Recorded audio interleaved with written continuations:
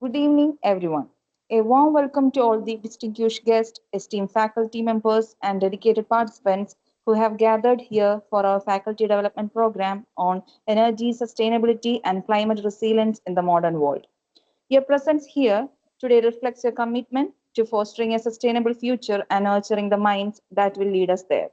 Now, it's my pleasure to invite Dr. Praveen Ross, HOD Tripoli, to deliver the welcome address.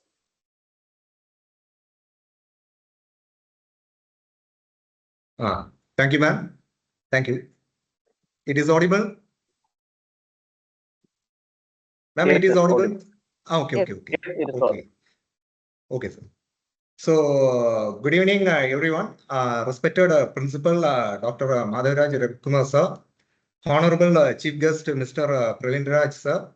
Esteemed faculty members, participating faculty from various institutions, ladies and gentlemen. It's my pleasure to welcome you all to our faculty development program on energy sustainability and climatic resilience in the modern world, organized by Vidya Academy of Science and Technology Technical Campus.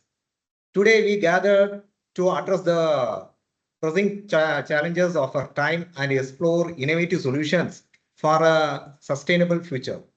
I would like to welcome our honorable chief guest, Mr. Praveen Raj, sir. Your expertise and dedication to the field of energy and sustainability are an inspiration to us all. We are incredibly fortunate to have you here today to share your insights and knowledge. Next, I welcome our respected principal, Dr. Madhaviraj Ravikumar, sir, for your unwavering support and vision in organizing this program. Your commitment to fostering an academic environment that prioritizes innovation and sustainability is countable and has laid the groundwork for our decision today. Next, I welcome all the participants from various institutions. Thank you for being here and for your unwavering commitment to professional development and knowledge sharing. Your presence exemplifies the collaboration and teamwork that are vital to addressing the complex issues we are facing in energy sustainable and climatic resilience. As we embark on this journey together, I encourage each one of you to engage fully, ask questions, and share your perspectives. Let us make the most of this opportunity to learn for each other and commit ourselves to actionable solution that can pave the way for a sustainable future. Thank you all for joining us. Let us work together to create a sustainable resilience and energy secure future for all. Thank you. Thank you, sir, for your inspiring words and for setting the tone of our program. Next, I would like to invite our esteemed principal, Dr. T. Madhaviraj Ravikumar, to deliver the presidential address. Respected Chief Guest, Sri Praveen Raj, Senior Principal Scientist, CSIR, Trivandrum, and Coordinator, Dr. Praveen Rose, Co-Coordinator, Arjun Lal, and all the participants. Very good evening.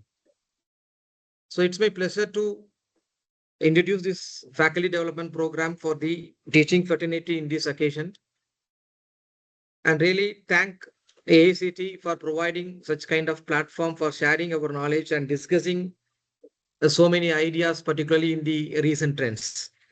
And my sincere thanks to our faculty members who have applied and they have got approved for this FDP on energy sustainability and climate resilience in the modern world.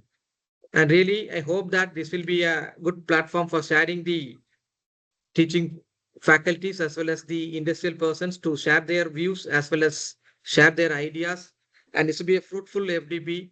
And as our coordinator told, so we hope that all the participants throughout the sessions, so they are attending eagerly and sharing their knowledge as well as getting the fruitful information from the experts.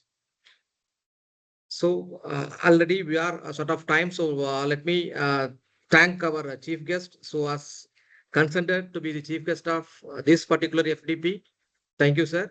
And so I am just closing my speech. So I am inviting Praveen Raj sir to deliver his chief guest address. Thank you. Thank you, sir, for your insightful address and your unwavering support for our mission in education and sustainability. Now, it's time to welcome our distinguished chief guest, Mr. Praveen Raj, who has made remarkable contributions to the field of patent drafting, socio-economic impact study, R&D planning, technology forecasting, IP litigation, patent mapping, project management, policy research, strategic alliance, budgeting, and fund management. We are honored to have you with us today, sir. Hello, hello, am I audible?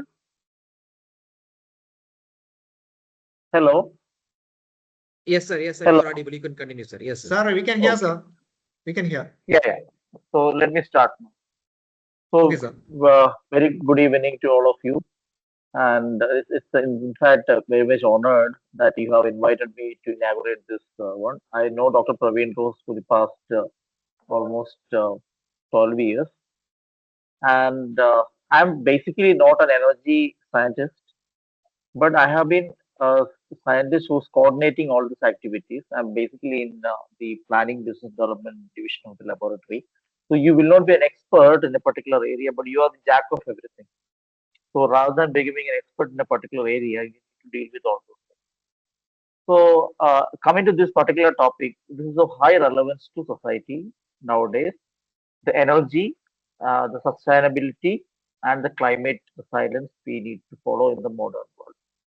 Coming to the first aspect, we know that we need energy for each and everything.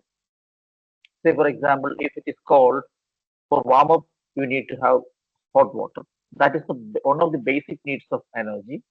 Then, if you want to be cool, if you want an AC to be operated, if you want a fridge to be operated, you need energy. And you think in every aspect, you need some kind other kind of energy.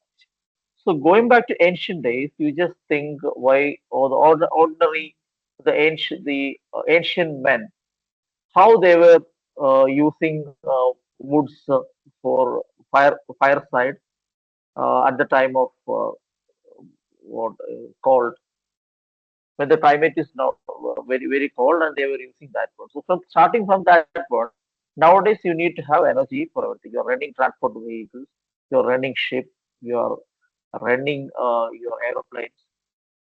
You whatever you touch, you're lighting up electricity things. Then anything you need energy. Then comes the question like what would be the energy, how much energy you can generate from the X sources. Once upon a time, people believed that it is possible to generate energy just by the fossil fuels and all. So like petroleum, for the petroleum or coal, you can generate energy. From petroleum, you are getting all the kinds of petrol, diesel, up to uh, like shutting down, you'll get so many things. And then it is used for transport and any kind of fuel. Similarly, for you running train, etc., you were using coal. The question is how long all this traditional fuels will last. That is not going to last for long. Maybe like for 1 century, we may get the petroleum from the rigs and all. And then people have started thinking of alternate technology. There comes the question of sustainability also, because when you look at the fuels which are solar cells, when it came, it made a big impact because sun is all the energy in this earth is coming from the sun. So that is in different forms. Then we thought, how can we tap energy directly from the sun? That is in fact not a bad idea. But the biggest problem we face is that all those solar cells we are using, its life is very small, maybe maximum 10 years or 20 years. We could not expand the life beyond that. Only for that much period we can use a solar cell. Now we are thinking about using solar cells on the roof to make energy for all your needs in the home, etc. The biggest problem we are going to face is after 10 years it will become obsolete. Then you will have to throw it away. And all this becomes another kind of electronic waste. So there comes the sustainability of the technology. How can you make sustainable technologies? It's a very so technology itself should sustain. Next is like it should not damage the climate. That's another factor. So now look at see another thing which will damage the batteries which you are using, whether it be car battery versus a clock battery or remote battery. We are all throwing it out. Or the button cell kind of battery we are using. So are there any replacements? So look at one of the technology which CSIR NIST is now expert in that. It is not invented by CSIR NIST, but it was invented elsewhere in the world. We have made a better efficiency for this one. That's called dye sensitized solar cells. So the dye sensitized solar cells can be used for generating electricity even from the indoor light. Suppose I am working under a light here for giving a lecture. Same light which is available in the indoor can be used for converting that into microamperes, only microamperes, not even milliamperes. But that microamperes are sufficient for powering small sensors and all and IoT devices, and that will help. So, as the life of such a DSSC is even 50 years, 100 years, and it is getting sufficient sourcing capacity also. Current also it is giving. So, this one of the technology. This is definitely sustainable, and we are not generating only after 50 years this panel become useless. And this is it can also be aesthetically used. This panel can be deployed inside your house. Then it will look windows will look very beautiful. The patches will look the facade will look very beautiful, and then you'll also generate energy from all the sensors, all the applications inside. So this is how we can think of generating sustainable energy. Another thing is the hydrogen energy, which is now coming up. So hydrogen energy generation is the newest concept. How can you use hydrogen fuel cells? Hydrogen fuel cells are becoming popular, but becoming very costly also. But nowadays, hydrogen fuel run buses are on the road. It's happening, and as you know, like EV, electronic vehicles are now on the road. But electronic vehicles again, this has to be charged and discharged. So how far it will become active is another question. Now charging time, etc., becomes a problem. And now there are even solutions for that. There are fast charging capacitors. There are even devices which instantly charge, and challenges are ahead. So new inventions are also coming, absolutely no doubt. But are we uh, really utilizing the potential of all this technology is the question. When you're getting different kind of technologies, how far you are able to. And another thing is like energy reharvesting. Suppose one energy is generated or at a particular point, can you store the energy in say supercapacitors, etc., and reuse it? So what's the capacity of such a one? How it can be done? The energy reharvesting becomes an important question. And put in the right keywords like energy reharvesting and all. So how far you can go ahead? In CSI and NIST has reharvesting technologies solution and hydrogen technology we also have. We are active in all those. And another thing is like even bioenergy which we are getting, how effectively you can utilize without polluting the environment. You can generate biogas in anaerobic digestive systems, and that biogas can be used for cooking purposes, etc. So that will also meet some of the energy demands. So solar cells is one of the solutions. Solar cells is, and another thing is like not only solar cells, solar energy can be used for heating purposes. On the rooftops, if you have separate arrangements, you can use the solar energy for heating purposes, and when you do not require any heater to be placed in your bathrooms and all. So how effectively you can utilize the energy brings one of the question. So that is about like energy sustainability. That if you are inventing a technology, you also need to ensure that the particular technology is really sustainable for many years. That replacement of the technology should not be coming in immediate future. Of course, updates will come.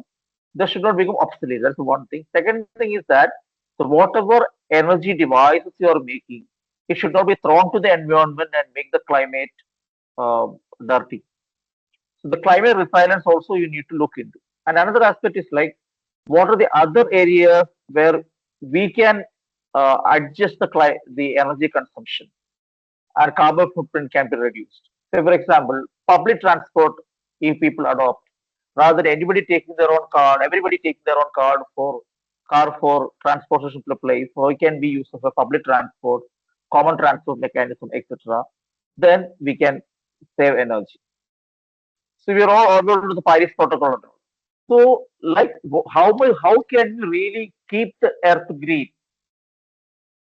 There is one concept like there is no planet B. We are the only planet available in the solar system, habitable planet available in the solar system. There are no other habitable planets as on today. So there is no planet B.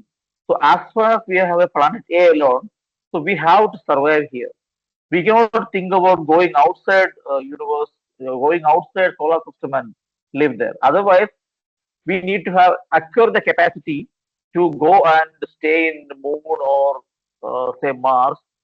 And at that time, by having this oxygen mask and etc., you cannot survive. You should get another capability to do away with your food channel and oxygen channel and come out with something like you take energy directly from the sun and all. So until that is achieved, I don't know that can also achieve the kind of uh, the improvements we make in the technology that also may be approved tomorrow. It can happen. But until then, we will not be in a position to uh, really capitalize on space. You cannot go and stay in the space. But even if that is happening, we cannot transport the entire human being on the Earth to another moon or Mars or whatever it may be. So we have to make our Earth habitable. So at the same time, energy need is increasing like anything. So how do you address energy? So that is, I think, all things we are going to study in the next 3 4 days. And the faculty development programs are always great. And I am a supporter of faculty programs. And many occasions I go for team class. Also, last week I was in Kannur for Vimal Chodhi Engineering College for an FDP program. So FDP programs are opportunity for faculty to come forward for understanding each other, and they also come to know each other. It's question of networking as well. Like when you come together, you come to know each other. Then it's a kind of networking too. Then you can. If this networking is lacking in this country, we need to come together, put your brains together, invent something new. So every day it is inventing, but inventing should have a green mind with you. You should be always think about technologies which reduces carbon dioxide, uh, carbon dioxide released to the atmosphere, or if we can invent another technology which can capture more carbon dioxide for utilizing in your technology for which generates electricity is another wonder we can make it.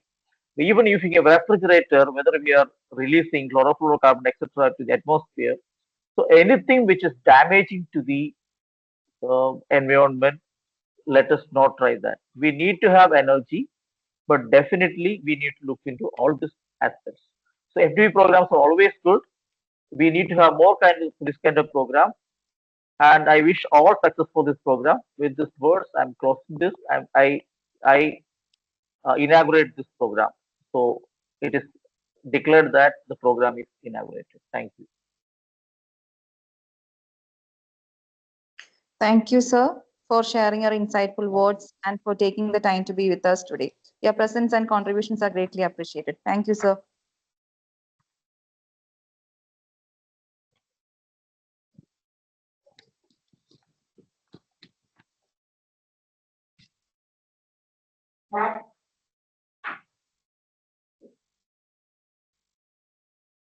As we continue with our program, let's carry forward the inspiration we have received and work collaboratively towards a more sustainable future. Thank you. Once again, thank you all for being here, and let's make this program a resounding success.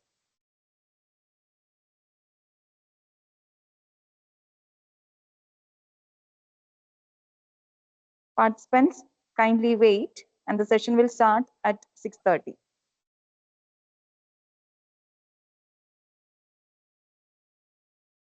Dear participants, please stay. We can start the session at sharply at 6:30. So shall I leave? Okay, sir. Okay, sir. Okay, sir. Thank you. Thank you. Thank you Thank very you. much. Thank you very much, sir.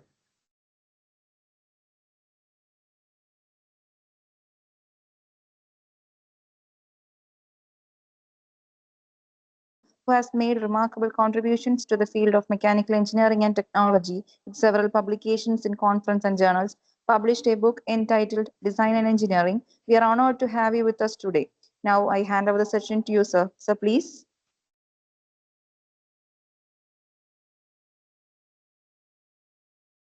Can you hear me? Yes, sir, it is audible, sir. Thank you. Thank you. First of all, thank you and good evening to all. First of all, I would like to thank Dr. Praveen Rose and coordinators of this FDP for inviting me for taking the session.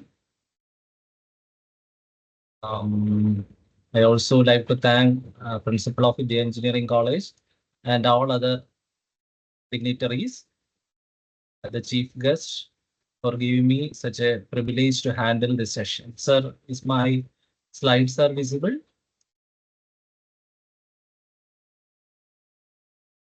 Yes, sir. Yes, sir. It's visible. Okay. So once again, good evening to all. So my topic for today's presentation is sustainability and carbon neutrality. As the person who introduced, I am Dr. Joey Varghese from College of Engineering, Trivandrum. And basically, it's the first engineering college in Kerala state. And I feel really proud to handle the first session of this ATAL FDP, a national level FDP organized by Vidya Engineering College. Especially, it's a national level program. And we have around 200 participants, nationwide participants here. I think I am really proud to have present here. Actually, this is today's top scheme of presentation. I would like to divide my session into three. First step will be introduction about this FDP. Then I will be explaining what is sustainability. I will try to set your minds to a positive sense towards sustainability. Then I would like to introduce carbon neutrality. And I think as a resource person on this sustainability area, my experience is only in implementing few activities in area related to sustainability. Actually, I just listened to the words of Dr. Praveen, our today's chief guest. He was giving in-depth and technical knowledge about few subjects. But I would like to say, I will not be going into that much technical details, but I would like to give an overall introduction about the sustainability area. And I would like to set your minds towards sustainability.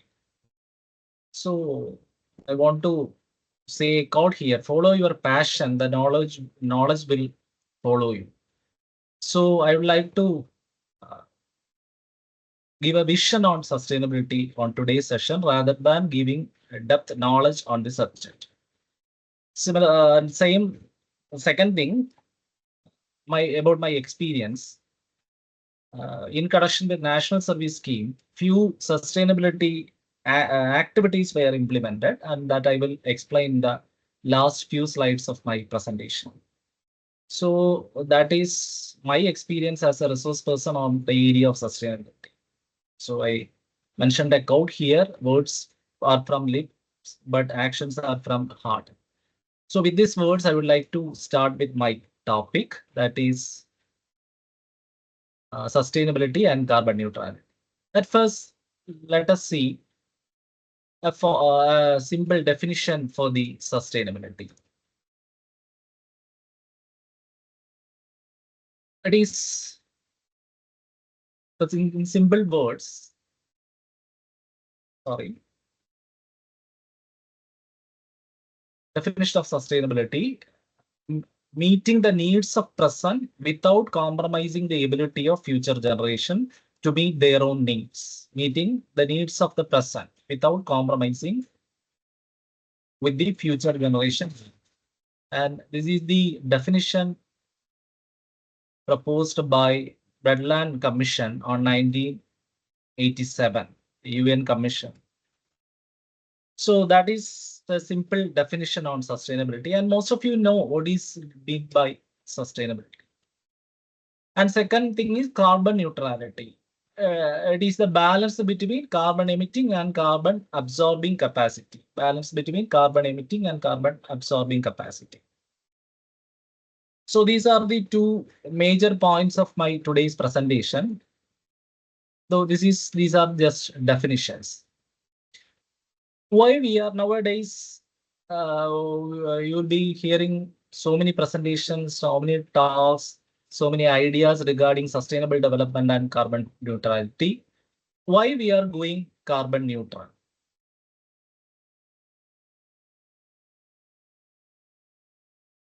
Because we are facing severe climate change nowadays, and climate change is a fact.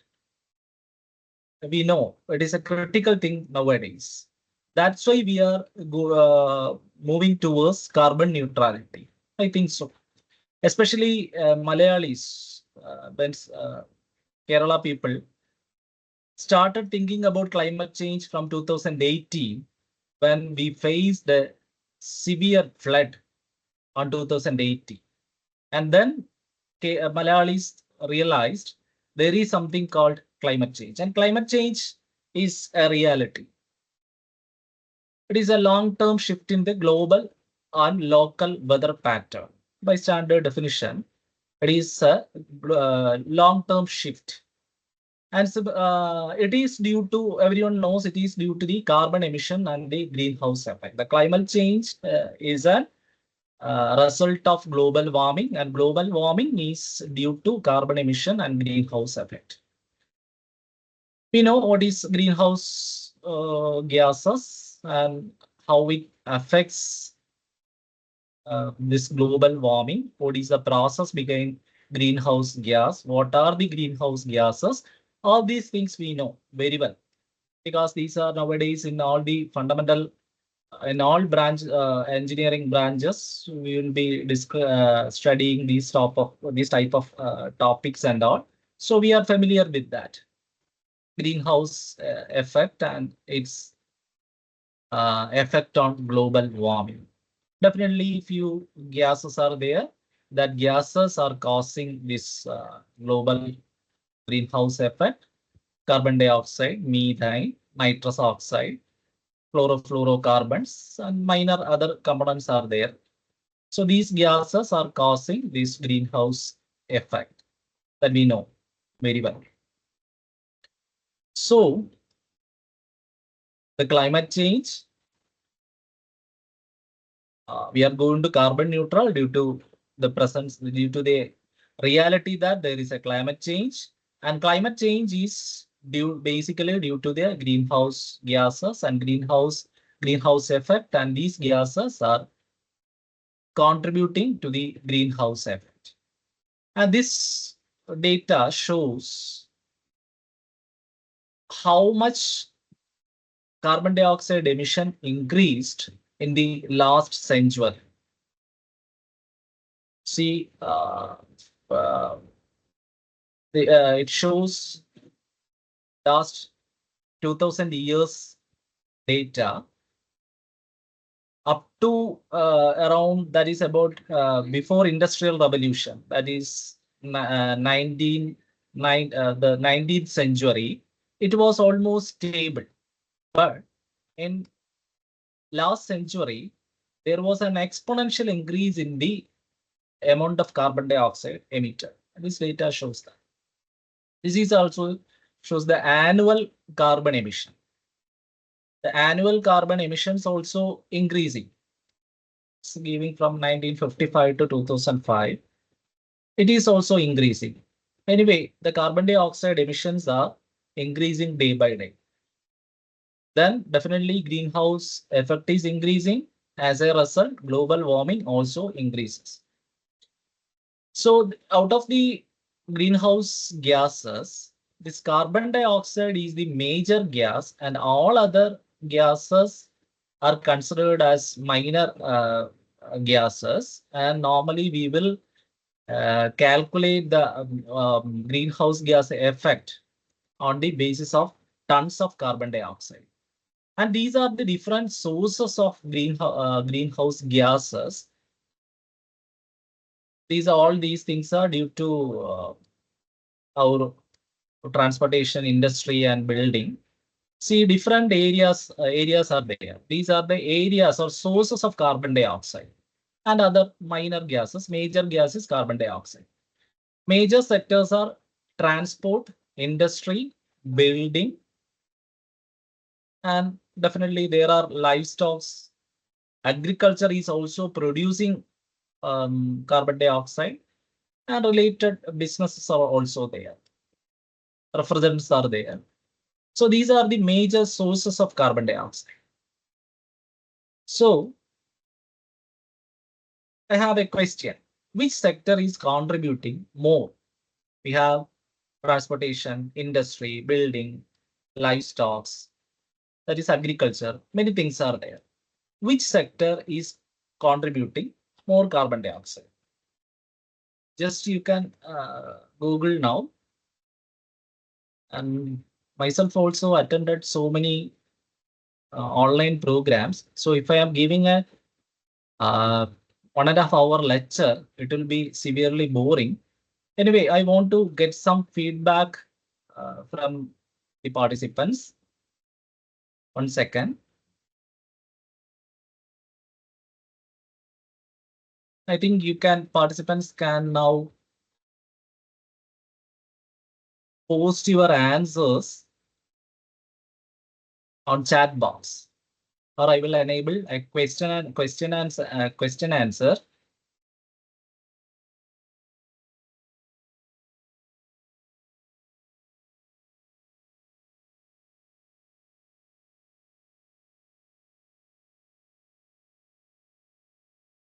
So you can check that question answer section, or if you are not using from mobile, if you're logged in from mobile, may not be easy to answer. You can answer in the chat box. Yes, I got on answer industry, industry, industry.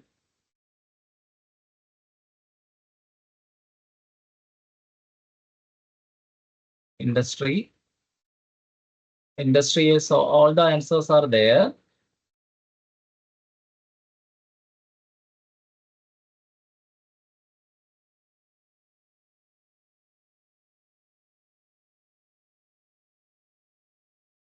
I think I got around 30 to 40 answers here.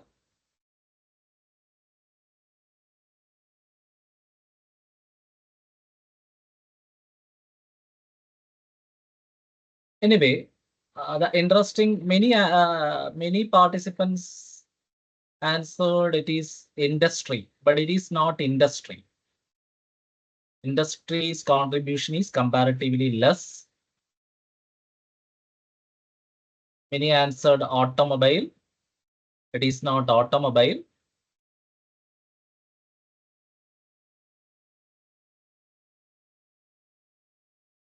And very few, majority answers are industry, and very few answered energy sector.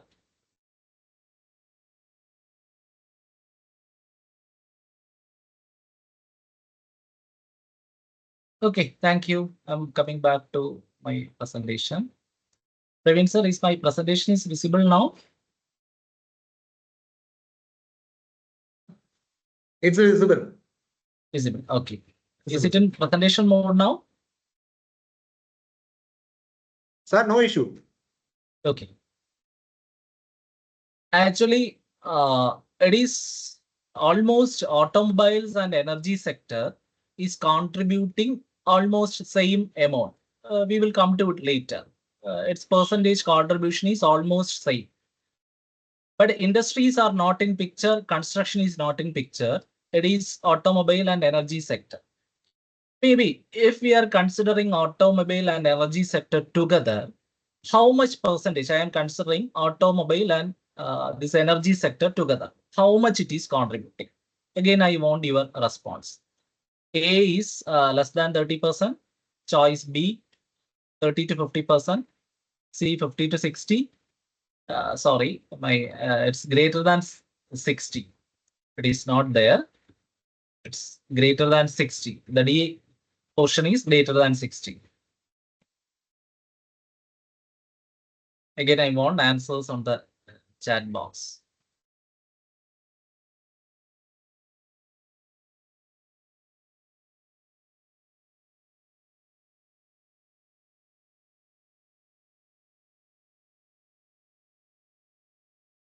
Mm, 30 B, 1 D is there, 2 D is there. Now only few answers are there. 50 to 60 is there. Please, participants, please post your answers here. It's almost majority are coming up to Z only.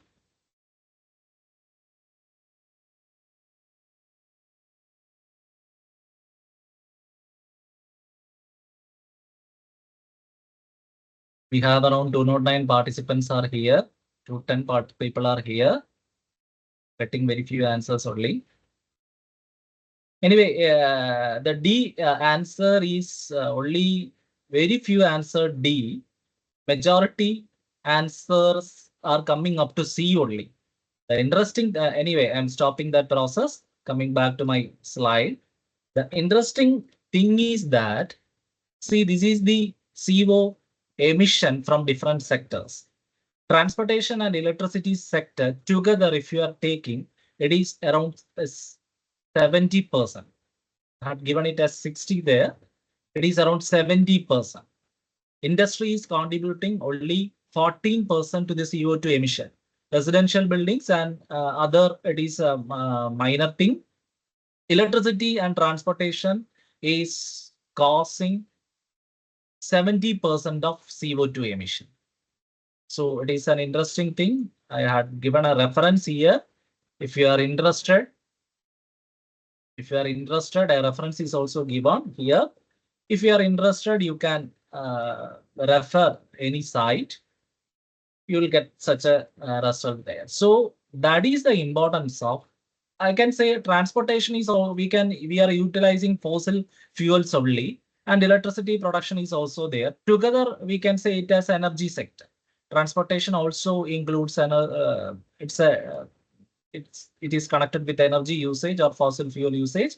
Then electricity is also there. So this is importance of energy. So this is the importance of our FDP topic: energy sustainability, climate resilience in the modern world. So whenever you talk about sustainability, it is a matter of energy. 70% it is energy. So I think the coordinators is well aware about that. So they have given such a schedule for your FDP. See, majority of sessions are related to energy only. And there are only other topics are very, 1 or 2 sessions are from other areas. Majority sessions are from the energy area. That is importance of or connectivity of energy with the sustainability. 70, whenever you talk about a sustainability issue, it 70% it will be related to the energy. So now this is your schedule. Maybe Praveen sir will be explaining it later. Anyway, I think I am lucky to handle the first session such that I can give an overview about this FDP. Anyway, I am coming to the second part of my presentation. What is sustainable development? So I think I have spare 5 minutes here. If Praveen sir can, any of the participants can unmute their mic and speak. Sir, yes, sir, yes, sir. Is that facility available now? Okay, then participants can simply Google now, and you can say your comments, or you can simply unmute your one or two people. Maybe I will spend maximum 5 minutes here. What do you mean by sustainable development? You can read from anywhere, or if you know to without reference, you can say.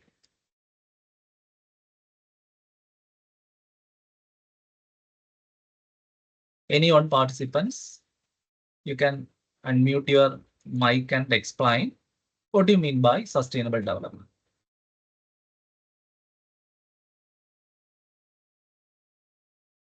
Or if you can, that raise hand button is there, you can use it.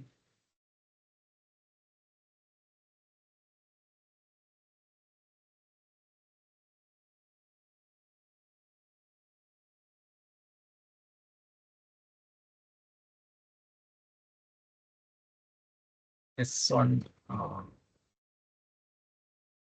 I think one participant raised hand.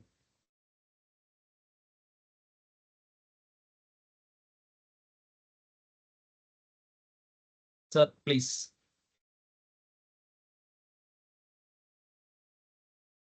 You are.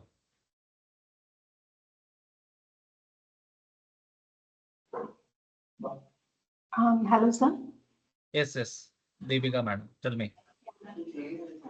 It is a way of developing a society without compromising the future generations to meet their own needs. Yes, it's a standard definition. Then more than that. What the current generation is having in all areas, it is the we have to preserve it for future generations also in all means. Okay, preserving the resources. It is sustainability, definitely. Then on Mr. Sajid sir raised hand. Sir.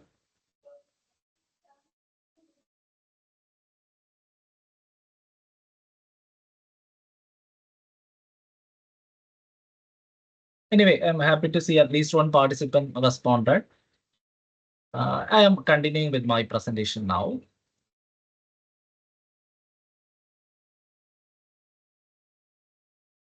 Already, by definition, it is meeting the needs of present world. But I think it is always sustainability, always related to environment only. Whenever we heard the word sustainability, the first picture that coming into mind is environment protection, environment. That is the first picture that we are giving to the sustainable development. See, there are n number of commissions are there even by the all these commissions are by United Nations only.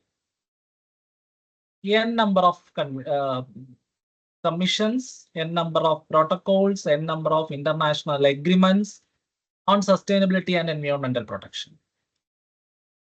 Kyoto Protocol is an important thing. Without mentioning that, we cannot move forward. So during years, n number of international agreements, international movements are there. So many things are there. Now, recently or by latest, we have United Nations Sustainable Development Goals. 17 goals are there. Nowadays, all the nations are setting their goals based on this SDGs. And out of these sustainable development goals, majority are giving priority to the environmental. See, the sixth one, clean water, affordable energy, decent work, then life, climate action, life below water, life on the land. So even in sustainable development goals, majority things are something related to environment only. Life below water, environmental protection. Life on water, environmental protection. Climate action, environmental. Okay. So what do you think? Is sustainability is against development, or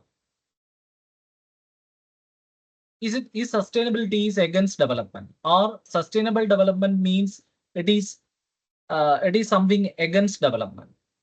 No, sustainability development always is, it is closely related to environmental protection, but it is saying consider the environment.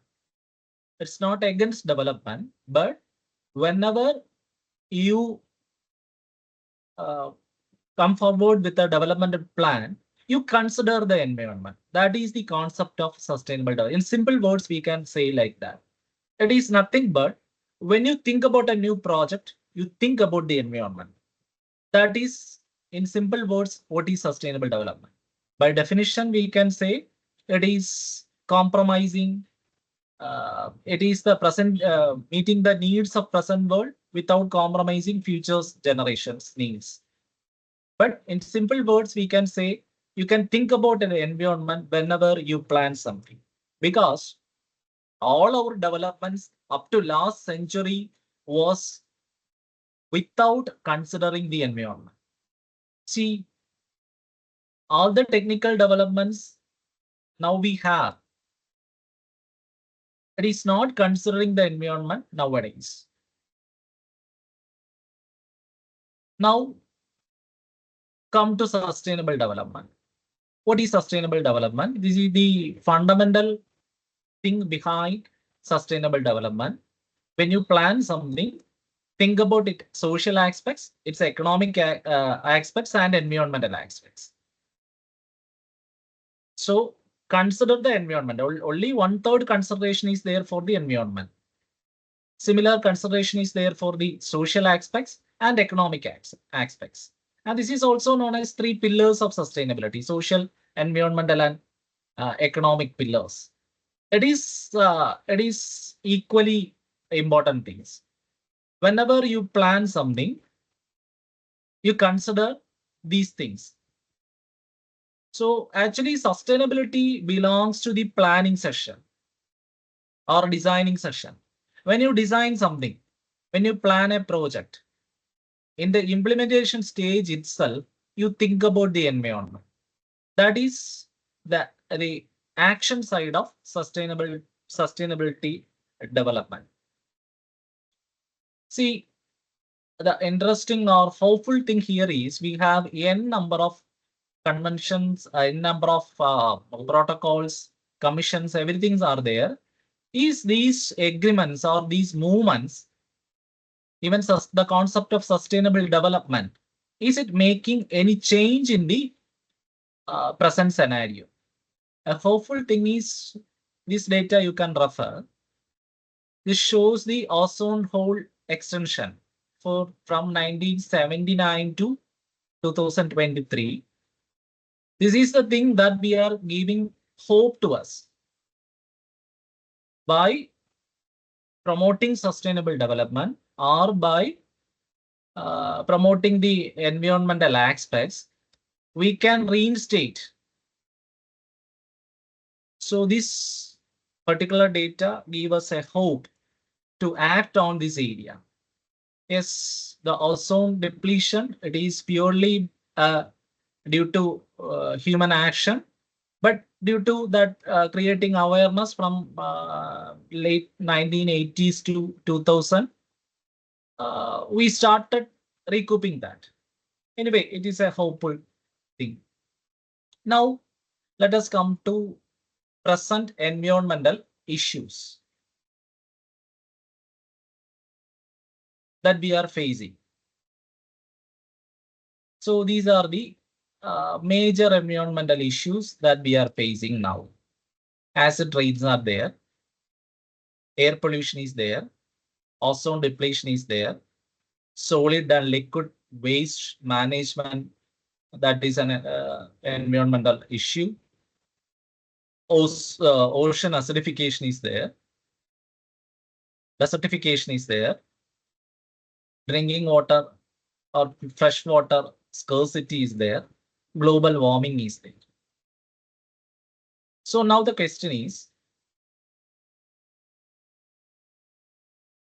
behind all these environmental issues, who is there, or which category people are causing all these issues? Is it by agricultural man? Is it by an technologist or any other thing? So who is behind all these issues?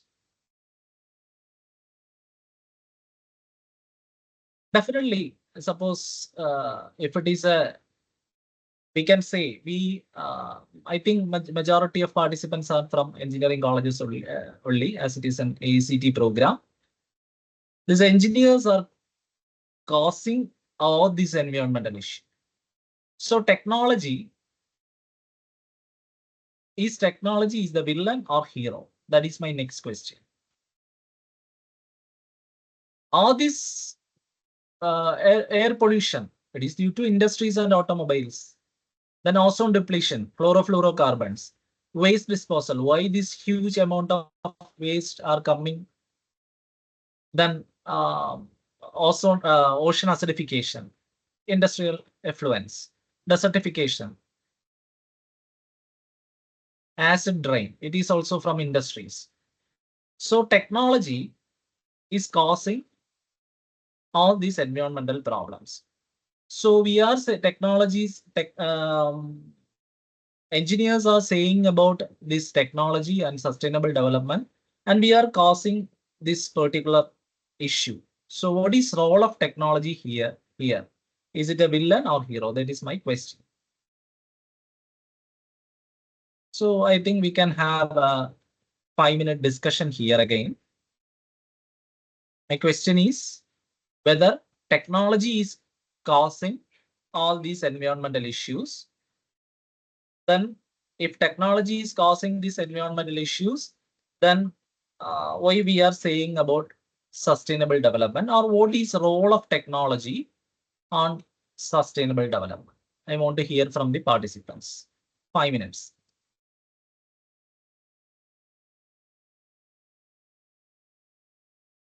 Again, if any participant would like to answer, then I think you can raise hand.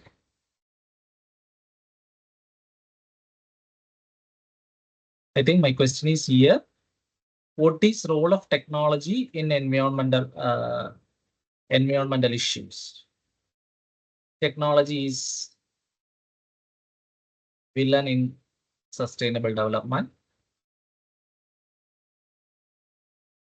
Please, you can chat, you can post your comments on chat box, or you can speak by unmuting your mic. I got only 3 answers here. It's villain.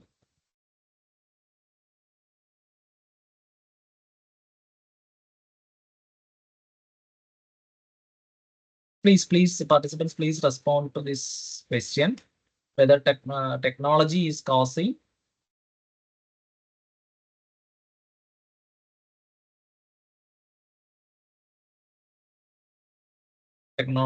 negative environment. One answer, actually, the technology is a hero, but proper utilization,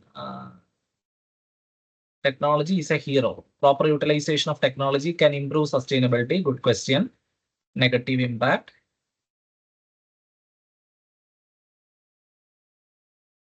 Sustainable technology has no harm. It's depend how we are using it. Definitely, all the questions are almost same. And it's we cannot use of technology the right way. Definitely, these answers are okay. I'm expecting few more answers. It depends on our usage only.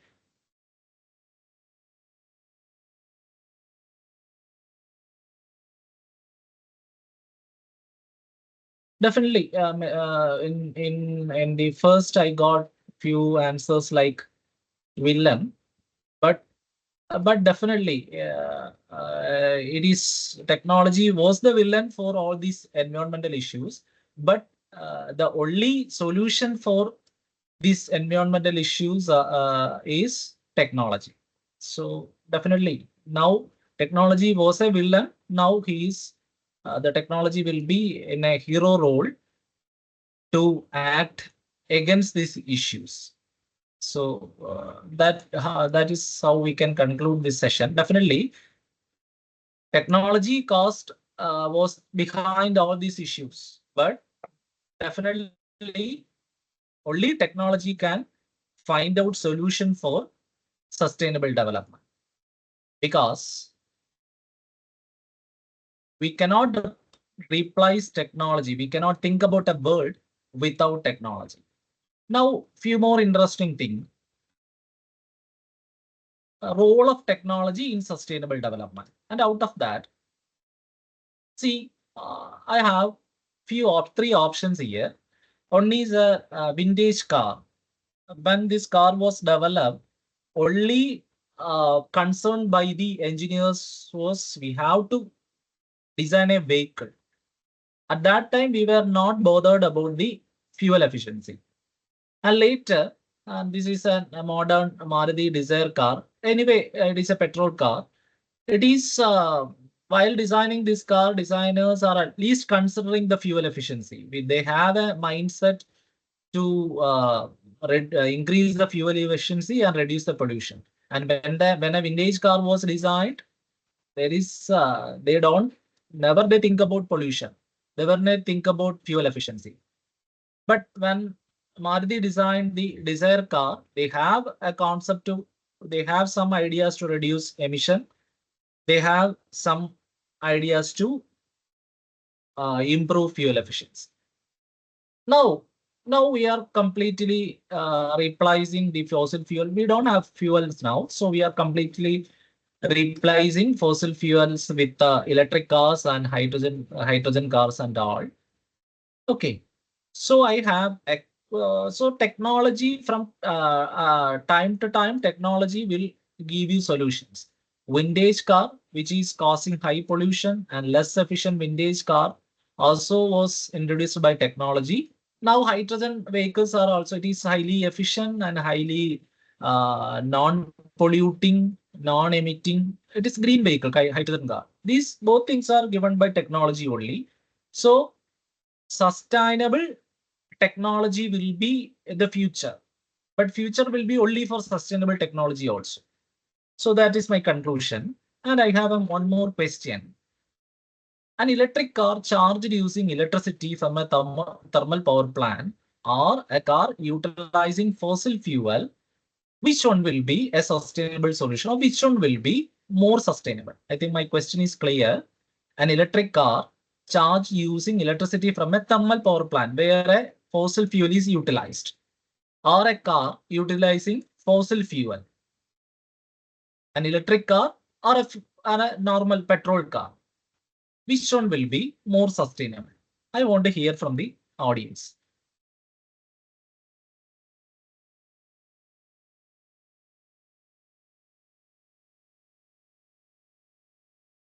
Please post your electric car. Please post your comments here.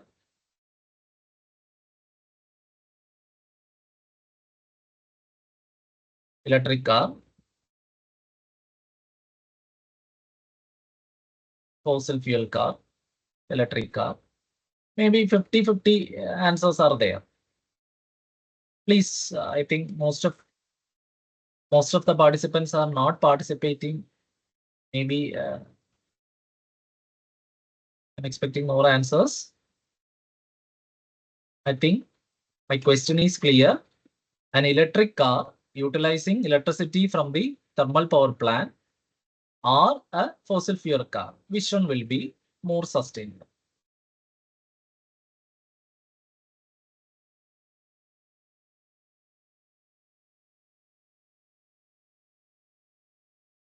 Anyway, we cannot conclude from participant response because both A and B, both majority, I think, giving A, electric car is majority responding as electric car. One D answer is there. Can anyone give a verbal explanation through your mic?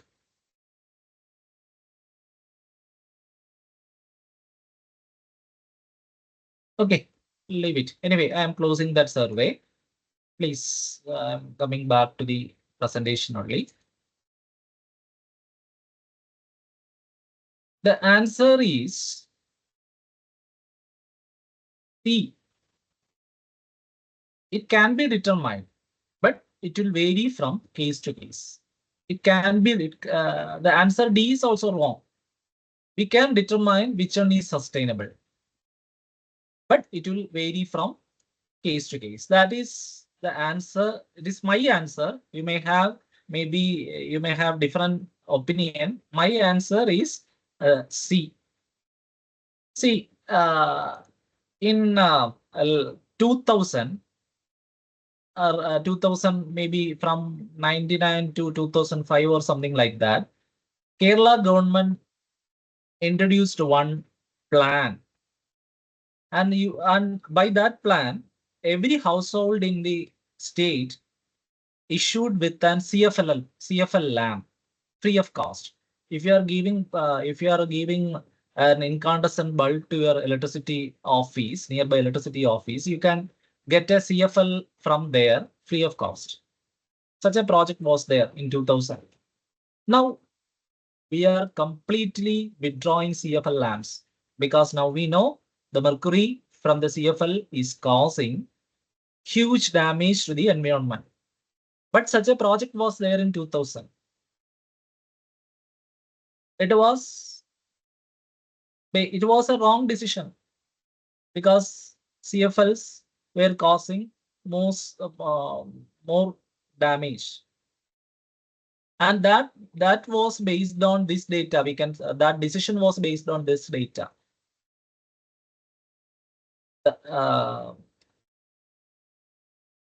CFLs are using less electricity. In if you are thinking about energy side, it is causing only it is using only less electricity. But you think about in another level, it is not sustainable. So there may be different answers for the same problem. So my next question is how to measure this sustainability. We started with sustainable development. And due to this climate change and all, now I think using this short time, I was trying to establish that sustainable development is necessary for future, because in past technology was required, then technologists provide technological solutions, but it causes so many environmental issues. Then now technology is for solving that environmental issues. Again, technologists have to suggest sustainable technology. So we are on the path of sustainable development. It is a path on the path of sustainable development. How to measure this sustainability? Two examples are there. Mud cup is there, plastic cup is there.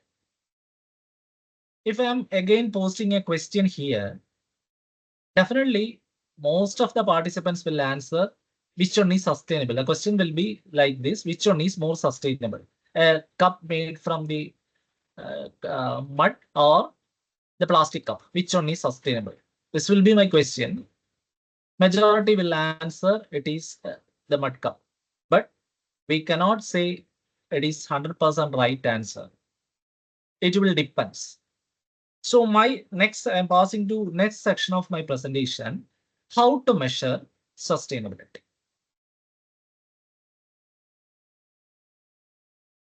I think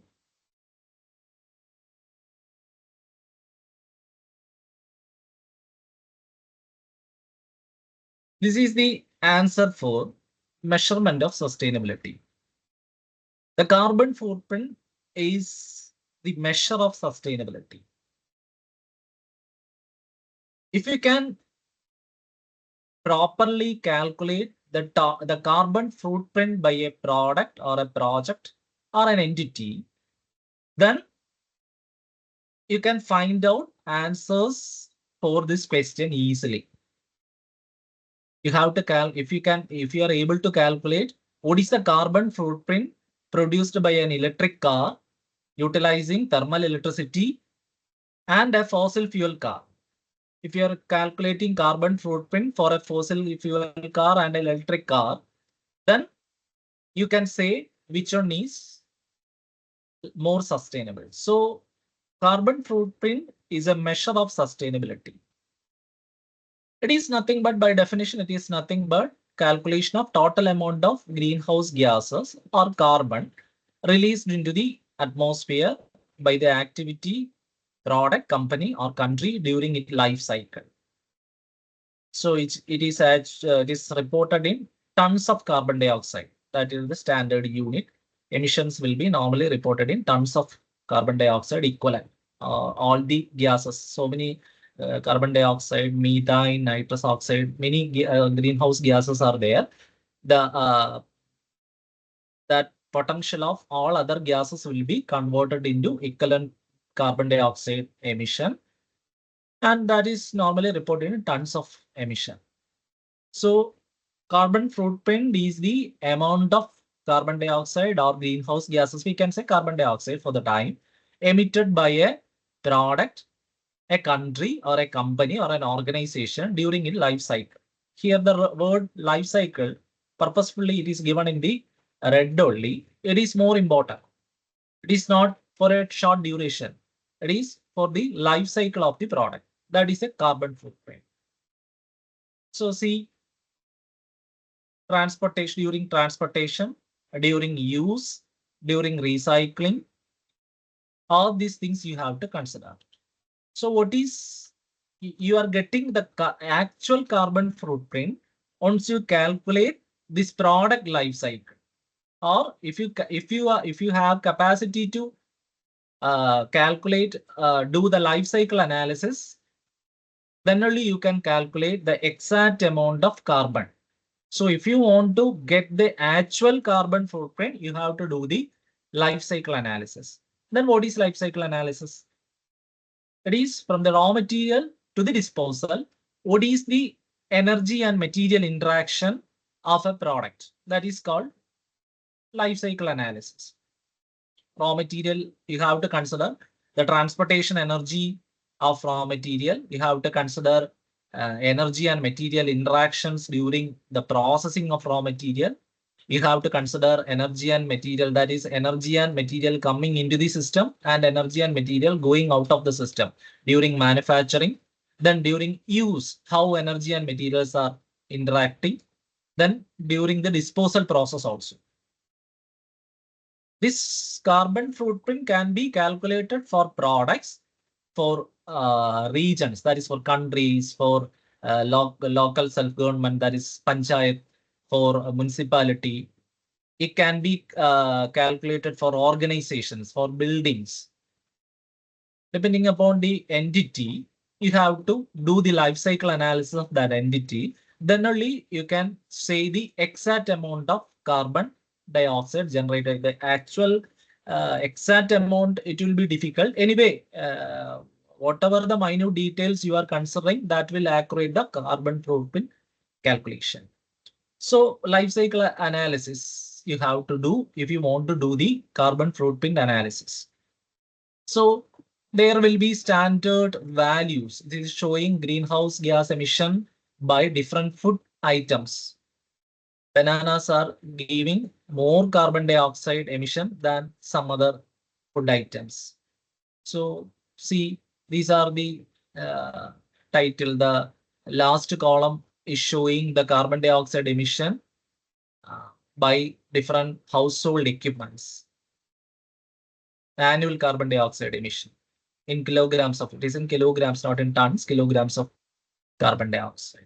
So likewise, standard data is available for any equipment or any system. You can calculate carbon footprint from these exact values. Similarly, in the definition, it is the amount of carbon. It is an interaction between carbon emission and absorption. Similarly, some systems are there that will absorb carbon sequestration will be there. Some systems, majority of the system will be emitting carbon dioxide, and some few systems are there that will absorb carbon dioxide also. Before coming into this, I have to explain this slide. We started with carbon neutral.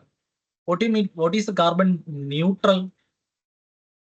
If you want to study what is carbon neutral, then you have to know what is net zero emission. Net zero emission means that system is not emitting any carbon dioxide. Then it is called net zero. Then there is another thing, carbon negative. Carbon negative means if a system is absorbing carbon dioxide more than it is emitting, then it is carbon negative. Then carbon neutral means the absorption and emission will be almost same. Then we can say it is a carbon neutral system. So net zero system may not be easy to achieve.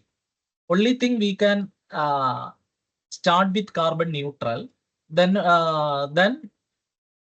net zero emissions may not be easy to achieve. So nowadays we are thinking about carbon neutral. So I am going back. So that is the importance of carbon sequestration systems. For finding out this carbon footprint, you have to calculate the amount of carbon dioxide emitted by the system, then amount of carbon dioxide absorbed by the system. There are also standard values. See, I think the major system that absorb carbon dioxide is trees. Then other than trees, it is ocean and ground is absorbing carbon dioxide. So in industries, there will be mechanisms to definitely a small portion of carbon dioxide will be emitted to the atmosphere. And nowadays in the almost all industries, there are carbon absorbing mechanisms using which this carbon dioxide will be converted into liquid form, and that will be normally stored into ground. So that's why the industrial contribution of carbon dioxide is very less. Nowadays, in almost all industries, we have carbon absorbing mechanisms. Whatever the carbon dioxide created by the industry will be absorbed and it will be deposited on earth only. So that is why the contribution of greenhouse gas emission from the industries is less. So such absorption mechanisms will be there. If you want to calculate carbon footprint of a mechanism, you have to calculate the total emission and total absorption. Then by adding these together, you will get the carbon footprint. There are some interesting things about that. Trees are always, what our concept is, trees are always absorbing carbon dioxide. But I have another question.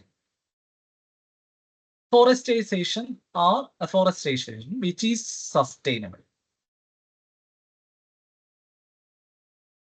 Again, I want to hear from my audience which one is more sustainable. I think on all message is there. I'm not audible. Pravit sir, am I audible? Yes, sir, you are audible, sir. Okay. Maybe. Question is forestation or afforestation, which is sustainable.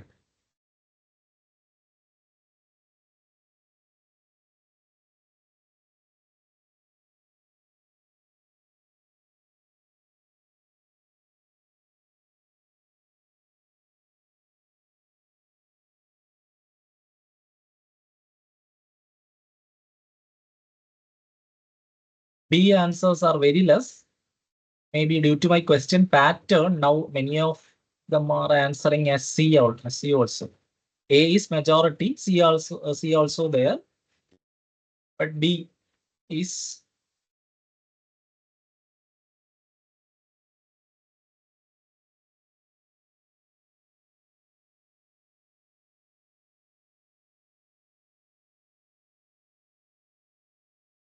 Okay, I will come back to my presentation. I started this session with the plastic cup and mud cup. Just like that, we cannot. Afforestation is also required in some situations. Or cutting of trees, maybe a good environmentalist may suggest to cut trees and plant new in some situations. Because see, I quoted some research papers also. As the tree grows, its capacity to absorb carbon dioxide also increases. And after a minimum time, it will become stagnant. It is one factor to be considered. The other thing is above ground carbon of wood species. Above ground carbon. Such a term is there. Above ground carbon. This above ground carbon will be stagnant after a period of time. That is means the trees will be absorbing carbon dioxide from atmosphere, and its stem is also growing. When its stem reaches a particular age, after that age, it will not grow. So the amount of carbon stored in the stem will be stagnant after that point. So if you consider, if you are doing a carbon footprint analysis for a tree, you have to consider this above ground carbon storage also. If you consider these two factors, if you consider a forest, it may have a saturation time. After that, it is better to cut the trees and plant new ones. Then only you can improve its carbon emission, carbon absorption. So it is an interesting thing. See, in China, on paper, I am quoted here from Science Direct. Such a got it from Science Direct only. So it is a scientific thing. In some situations, good environmentalists will prefer cut trees and plant new ones. Only then that forest will become sustainable, or it will become more sustainable. We are always looking for more sustainable solutions. So this will be interesting if you consider the carbon footprint study of a tree or a forest. So this much important is this study. Only by doing a proper analysis, we cannot give generalizations in the case of sustainable development or carbon footprint analysis. From system to system, you have to go for detailed analysis. Then only you will get an answer whether it is sustainable or not, whether it is more sustainable. Only by doing a detailed analysis of a system, you can say about the sustainability. That is the point of conclusion here. But no need to worry. You do not think about the whole life cycle analysis. You don't want to go for large data banks for getting all these data. This IPCC and UN has provided a good methodology for calculating the carbon footprint, a simple methodology by which they'll be given with an emission factor. You can enter the data, that is what is the size of the tree, what is the amount of electricity used, what is the amount of fossil fuel used. You simply input data, multiply into an emission factor, then it will give the carbon dioxide emission in tons of carbon dioxide. So this simple calculation is there. Even an Excel software-based calculation package is provided by IPCC for calculation of carbon footprint. So even if I explained all these things, the carbon footprint calculation can be done in different levels. A primary level calculation is a simple one. Even a graduate, BTech graduate can do that carbon footprint analysis for any system using the simple data. Once you go into the secondary level or tertiary level data, if you are considering, then it will become complex. So it is a good research area where we can produce large number of papers also, because the data is very less regarding the carbon emission. See, this shows the emission factors of different electricity by different countries. Here it shows carbon dioxide in tons of megawatt hour by different countries. And in the bottom side, just given a Google search, it is here for India. The average carbon intensity for electricity generation in India is about 0.82 kilograms of carbon dioxide per kilowatt hour. That is, if you are 1 kilowatt, if you are using 1 unit of electricity, 1 into 0.82 kilograms of carbon dioxide we are emitting. So for suppose if I am utilizing a laptop to present this, so what is the carbon dioxide emission by the laptop? Actually, laptop is now not emitting any carbon dioxide, but I am utilizing electricity from my thermal power plant now, and that thermal power plant emission I am calculating from here. So by using this emission factor given by Government of India, I can calculate the carbon dioxide emission of my laptop for this 1.5 hours. This is the calculation methodology. The interesting thing is there, this is for India, but now I am sitting on Kerala, and for Kerala, the emission factor will be entirely different, because Kerala is utilizing majority of hydro power from the hydropower plant. It will be comparatively carbon emission will be less. So from person to person, from place to place, this emission factor will be varying. So even we have engineers have good research opportunity in this area, calculating emission factors of different objects. It is, and this vary from time to time. In state, the state planning board will be publishing a document every year, and in that document, this emission factor will be there, and it will be yearly updated. So this is the emission factor, and by using this emission factor, you can calculate carbon dioxide emission of different equipments. See, these are the carbon dioxide emission of electricity produced by different power plants. From plant to plant, this will vary, and this data is also available. So this slide actually I explained earlier. What do you mean by net zero? What do you mean by carbon neutral? And what is carbon and negative? Now, I think most of you are familiar with this diagram. What is this? Again, quick chat response.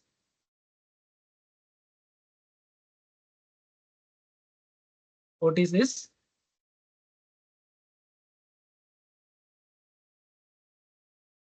Star rating, energy efficiency rating.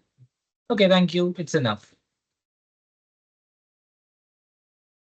See, 20 years back, maybe in 2004, when I went for purchasing a fridge, I was not aware about this star rating. But now I know, not me. I think majority of even public without any technical knowledge, they know what is star rating, what is use of star rating. So with a 20 years of span duration, even public got an idea about the use of star rating, the profit of star rating equipment. Everyone know, but this is the last 20 years scenario. See, the next 20 years will be for carbon neutrality. These are the benefits of carbon neutrality, and I am going a little bit faster, so I'm not going to explain these all points. It can be applied for a product, for an organization, for a region. Carbon neutrality can be obtained by a product or an organization or a region. See, this is the starting of carbon neutrality. Samso Island was the first place where they achieved carbon neutrality. It is a small village in Denmark where they claimed that they achieved carbon neutrality. And actually, UN absorbed this model, SAMSO model of carbon neutrality. You can refer more about this SAMSO island. Okay. And Bhutan claims that they are carbon negative, the first carbon negative country in the world. Is definitely it is possible as the population is very less there. See, this is a screenshot search screenshot from Amazon. There are few carbon neutral products are there, not healthcare. A carbon neutral pen is there. A carbon neutral pen is there. A carbon neutral watch is available.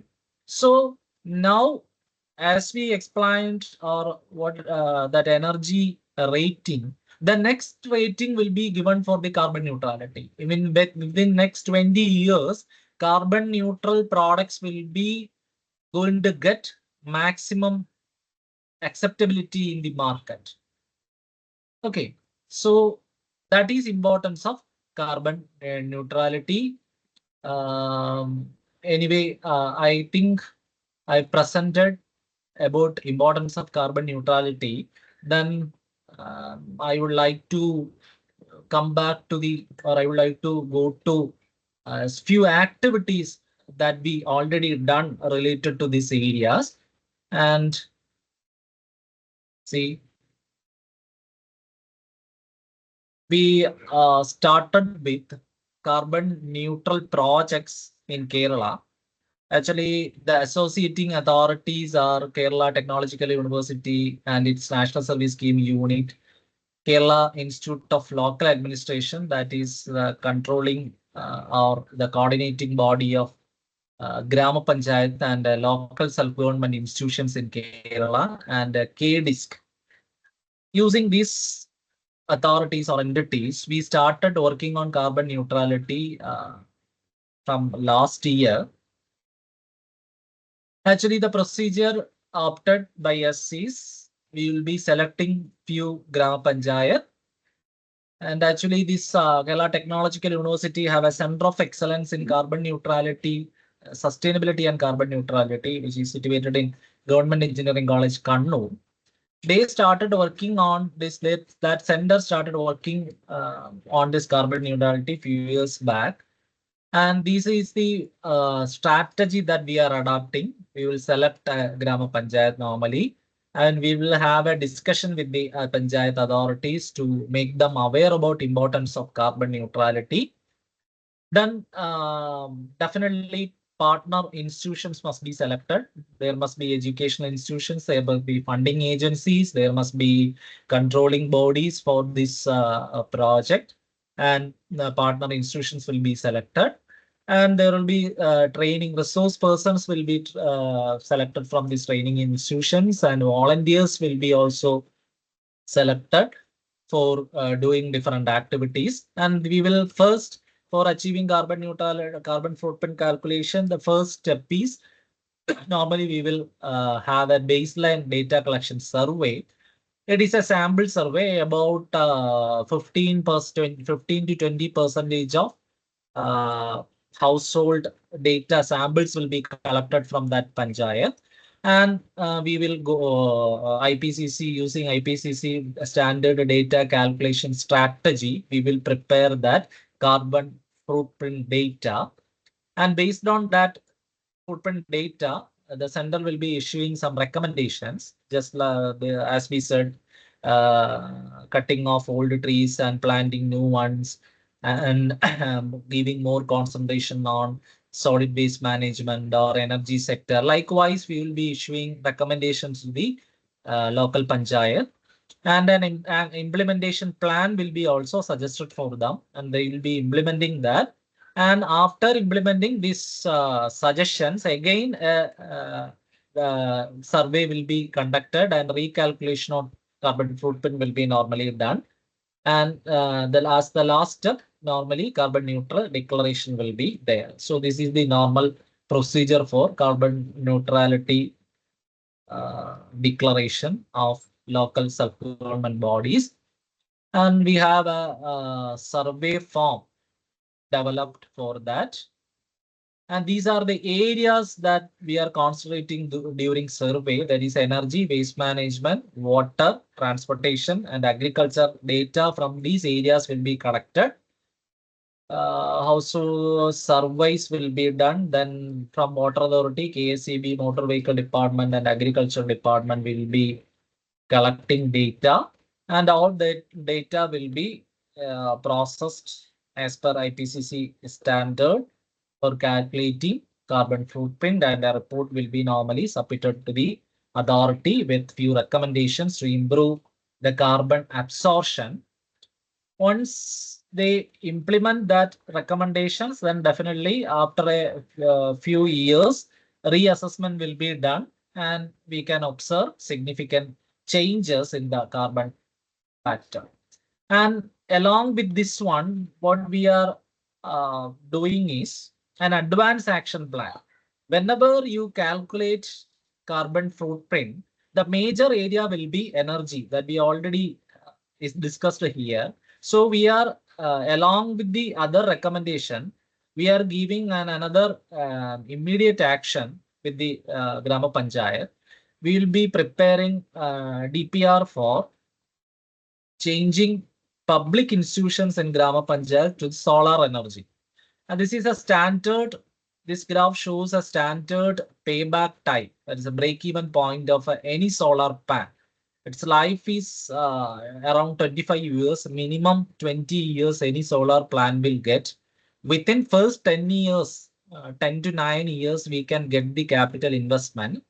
So only pending thing is we have to prepare a good DPR. Once a DPR is ready, any bank or any funding agency is ready to provide funds for this implementation, because it is a standard calculation. Once if you install a solar power plant from the power electricity bill, you can save that amount.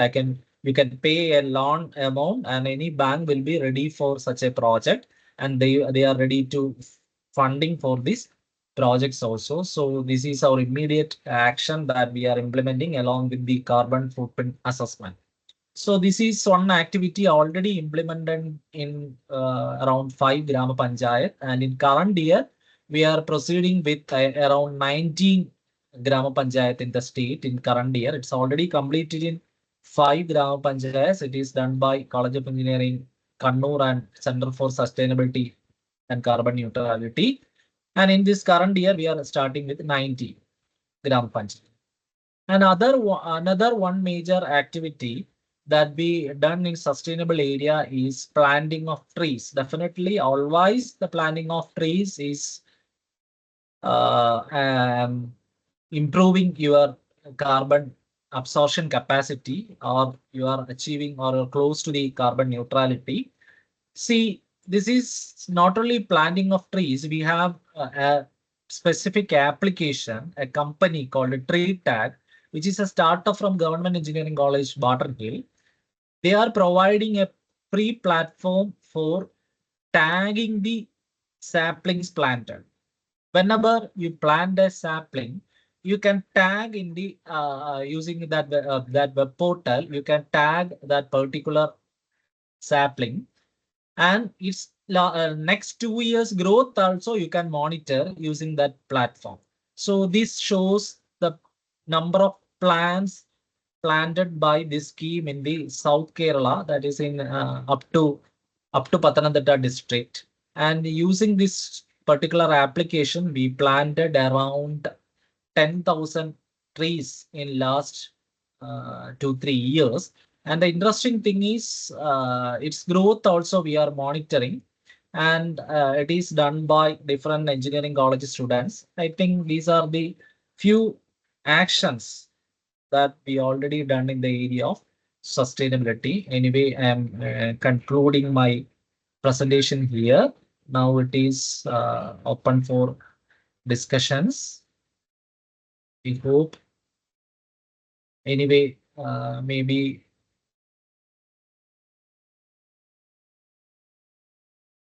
it will be hope it was interesting and useful for you. And if you have any queries, we can discuss now, maybe for next 5 minutes, 5 or 10 minutes.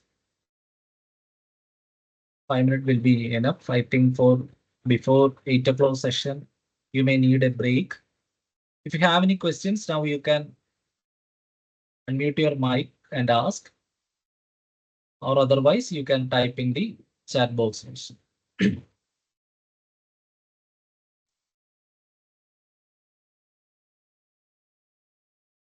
Praveen sir, am I audible to you? Sir, yes, sir. Okay, thank you.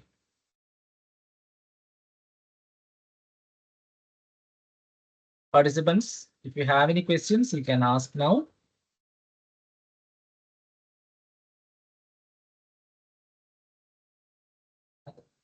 Participants, you can ask the questions. That is, it is the questionary time.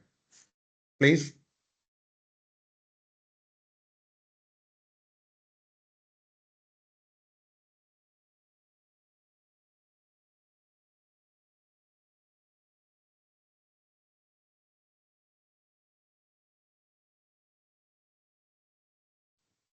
I think posting a question will be more effective.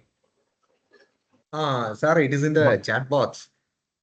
Yes, few questions are there. Let me check. Yes, sir. Okay.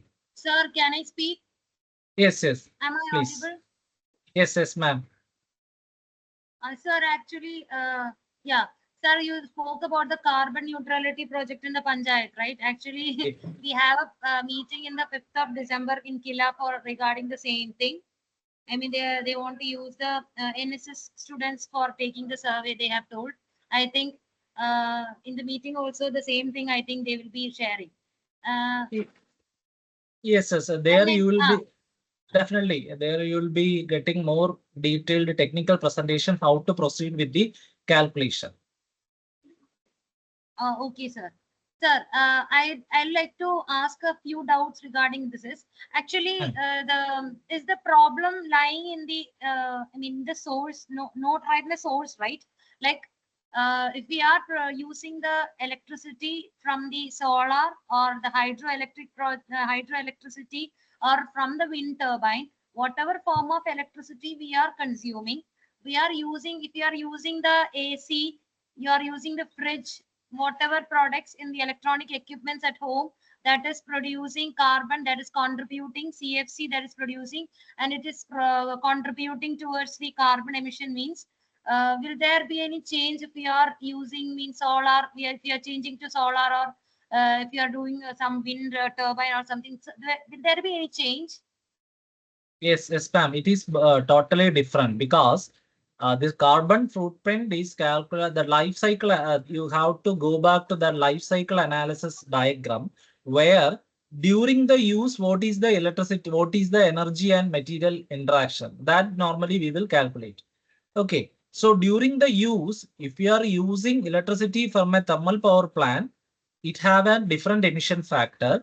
During the use, if you are utilizing a thermal power from a solar power plant, it have a different emission factor. So it is a methodology of calculation. During the, if you are doing life cycle analysis, during the use, what is the energy interaction? That is the point. What you said is maybe when you think about in your personal aspect, it may be right. But if you consider it as a life cycle analysis, the source of electricity and emission carbon, this emission factor, it is different for thermal power plant electricity and solar power plant electricity. That's why it is different. My doubt is that in Kerala, we are using hydroelectricity mainly. Major use is hydro. But in other states and all, we are depending upon other natural, I mean, thermal power plants are there. I mean, nuclear power plants are there. That is contributing to CFC emissions. So when we are going to use more and more electric cars, means we need to produce more electricity. So again, we will be producing, we have to run the hydroelectricity. Again, we have to use the nuclear power. We need to run it more for producing more electricity, right? So again, it will be contributing. Will it be contributing more towards the CFC rather than carbon emissions rather than the present thing we are using, like the fossil fuels like petrol, diesel, and all, which will be more. I mean, still I am getting a confusion. Which will be more favorable? Definitely, your answer is same electric car. If you are utilizing in Kerala, or same electric car if you are utilizing inside Kerala where hydroelectricity is more, it carbon emission will be emission factor will be comparatively less. The same electric car, if you are calculating carbon, if you are accommodating in another state where there is thermal electricity is utilized, its carbon impact or carbon emission is different. So it is the calculation methodology. It is right understood, also. sir. Thank you. It means that it depends upon you cannot generalize it. That is what does it mean, right? Yes. We have yes, to yes, yes. we have to choose according to the calculations based on this carbon footprint and all.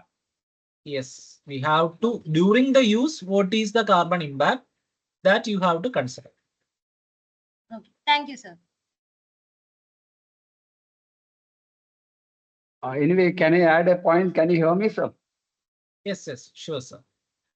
The issue is this such an important topic, but across the world, because of the human greed and drive for growth, etc., we've been hugely neglecting the environment.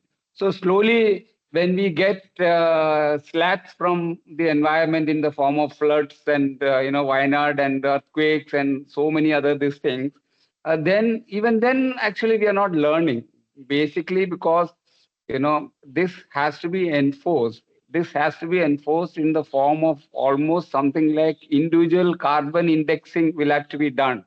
And for that, all this data on carbon emissions will have to be, the data will have to be published more.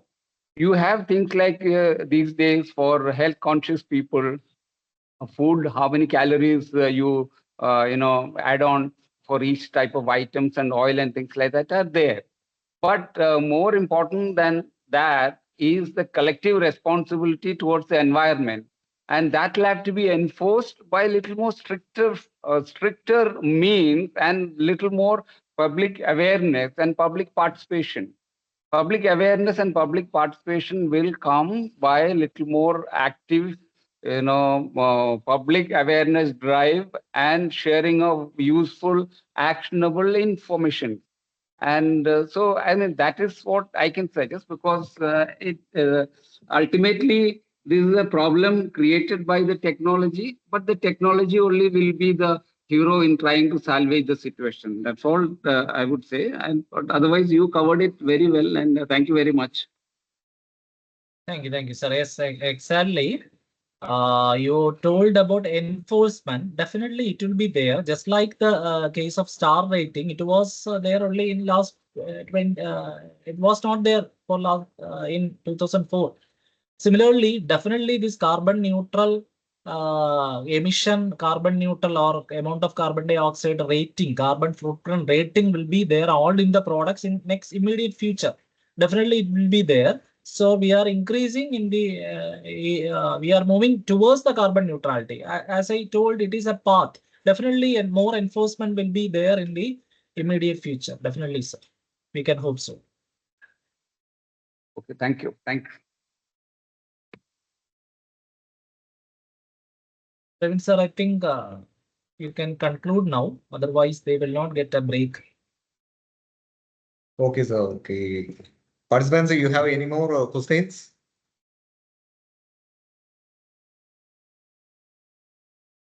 Okay, sir. Then okay. So thank you, sir, for spending your precious time with us. Thank you so much for your wonderful session, sir. So it is a very useful thing. So many participants have also asked so more questions with you. Interactions also is going well. So thank you very much for spending time with us. Thank you very much. Thank you, sir. Thank you. Thank you, sir. Thank you. Thank you very much. Thank you very much. Bye, sir. Bye, sir.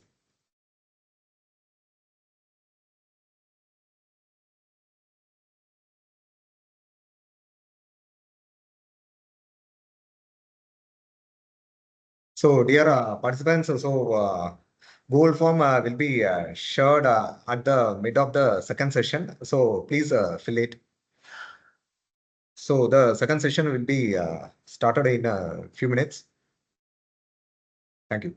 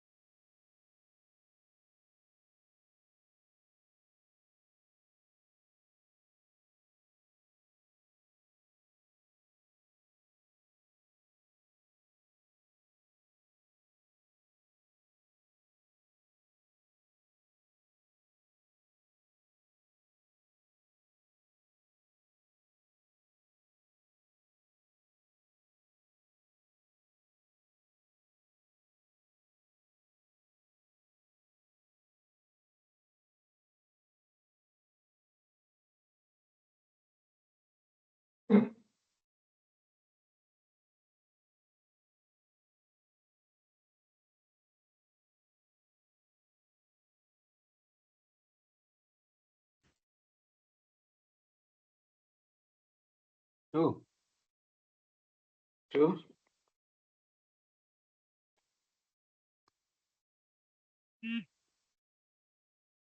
Two. Two. Two. Action.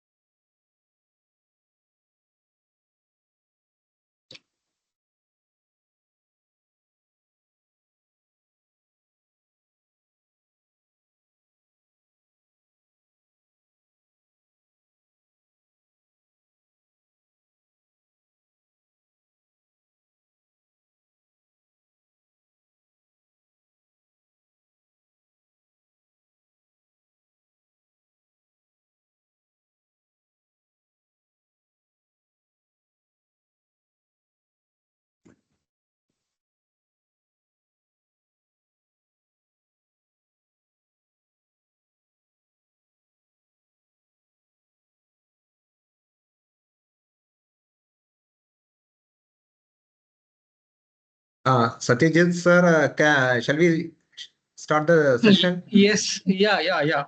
I'm I am here. waiting for you, sir. Okay, sir. Okay, sir. Sure.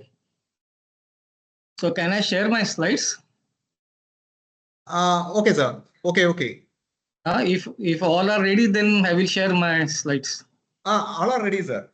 Sir. Sir, once again. Anjana.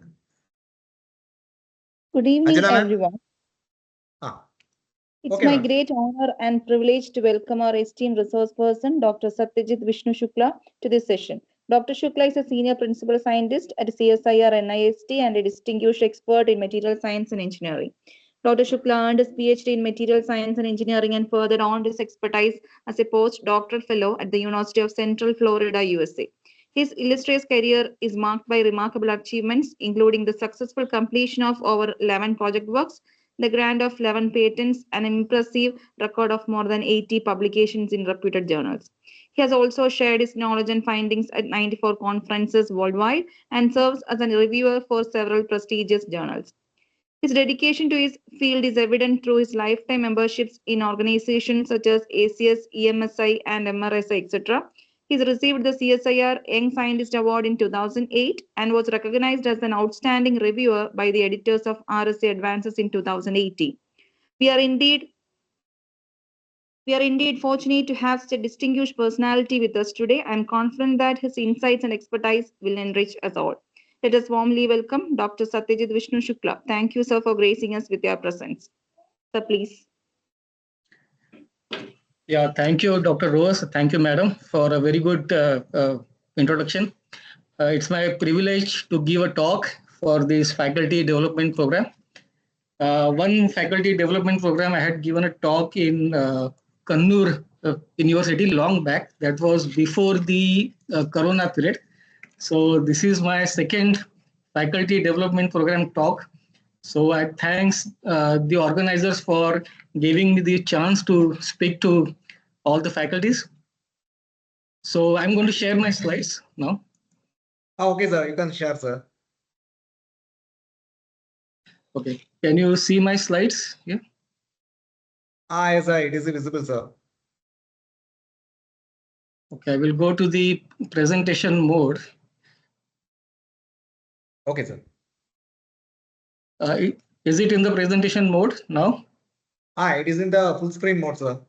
Okay. So good evening, all of you. I'm Dr. Shukla. I'm from CSIR NIST. I will not go to the introduction part. The title of my topic is the textile wastewater to clean water for green hydrogen energy.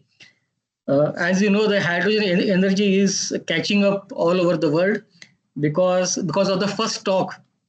The first talk already introduced the why you have to neutralize the carbon content. And if you neutralize that, if you give up the gasoline and all the conventional fuel, then what is the option for the humanity? So there comes the electrical energy and the hydrogen. So from that point of view, my talk is based on the is linked to the hydrogen energy. It's not based on completely on the hydrogen energy, but it is very linked to the hydrogen energy, which is coming up now. Uh, since some international audience are there, this is what I was told. So I just want to show you that where we are located. We are located in the southernmost part of India, in state of the Kerala. This is a brief outline of my talk. I have divided the talk into two parts, part one and part two. The part one is linked to the textile wastewater to clean water conversion, which is required for the green hydrogen production. And the part two, which I'm also working in the area of the electronic hydrogen leak detector. So these two areas are linked with the hydrogen energy. So I'm going to talk, the second part is very small, only one slide I'm going to show, but the first part will take the major part of my presentation. And at the end, I'm going to show you one video. I'm going to end my talk with a video because in that direction we are moving currently at CSIR NIST. We have submitted a proposal to ANERT, to the central government, to the DST, to set up the Hydrogen Valley Innovation Cluster in Kerala. And we are part of that program as a state government undertaking. We are part of, we also want to set up the CSIR NIST Hydrogen Valley Innovation Cluster. And this is a schematic which shows what exactly we mean by the Hydrogen Valley Innovation Cluster of CSIR NIST. You can see that on the left side, there is a wastewater, which we convert into clean water. And then this clean water, by using the electrolyzer technology, we convert into a green hydrogen. If you use water to produce hydrogen, then normally it is called as a green hydrogen. Plus, we are using the solar energy. So the entire plant, please keep in mind that the entire plant will be run under the solar energy, not with the conventional energy like the wall socket. That energy will not be taking, but it's very costly. So the plant will be running under the solar power. So once we convert the clean water into green hydrogen by using the electrolyzer technology, we convert this green hydrogen into green ammonia by the Haber-Bosch process. And this green ammonia will be converted into a fertilizer. So we have some collaboration with industries which are going to put up a mini plant in this valley. So this is the whole proposal we have submitted as a part of the Kerala Valley, and it has been approved. It has been approved currently by DST, but we are still waiting for the money to be released by the DST. now, where comes the water? As I said, to generate green hydrogen, you need water, you need clean water. And the government of India is targeting about 5 million metric tons of green hydrogen to be produced in India per year by the year 2030. 5 million metric ton of green hydrogen per year. So normally 1 kg of hydrogen by normal chemical calculation it is about approximately, it comes out to be 10 kg of clean water. So 1 kg of hydrogen, if you want to produce, you need 10 kg of clean water. So if you want to produce 5 million tons of green hydrogen per year, if you do the calculation, it is about 100 lakh liter of clean water per day. So that amount of clean water is very large. 100 lakh liter per day, if we use, maybe we will be short of water after a few years. So there is also some hydrogen technology is very attractive, but at the same time, if you think from the water point of view, the waters may become scarce. That may be limitation. We may not have water to use for normal daily use or even for drinking. So what we can do? So to generate clean water, we have proposed that we can use the industry wastewater.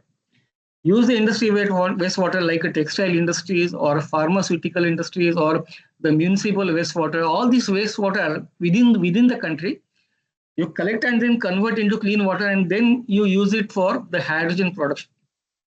So that we will not be a short of water. Kerala is not short of water. A lot of rain is there, but this is not the case in the other part of India. Other part of India is exactly opposite. Sometimes there is a shortage of water, and then it's a big problem.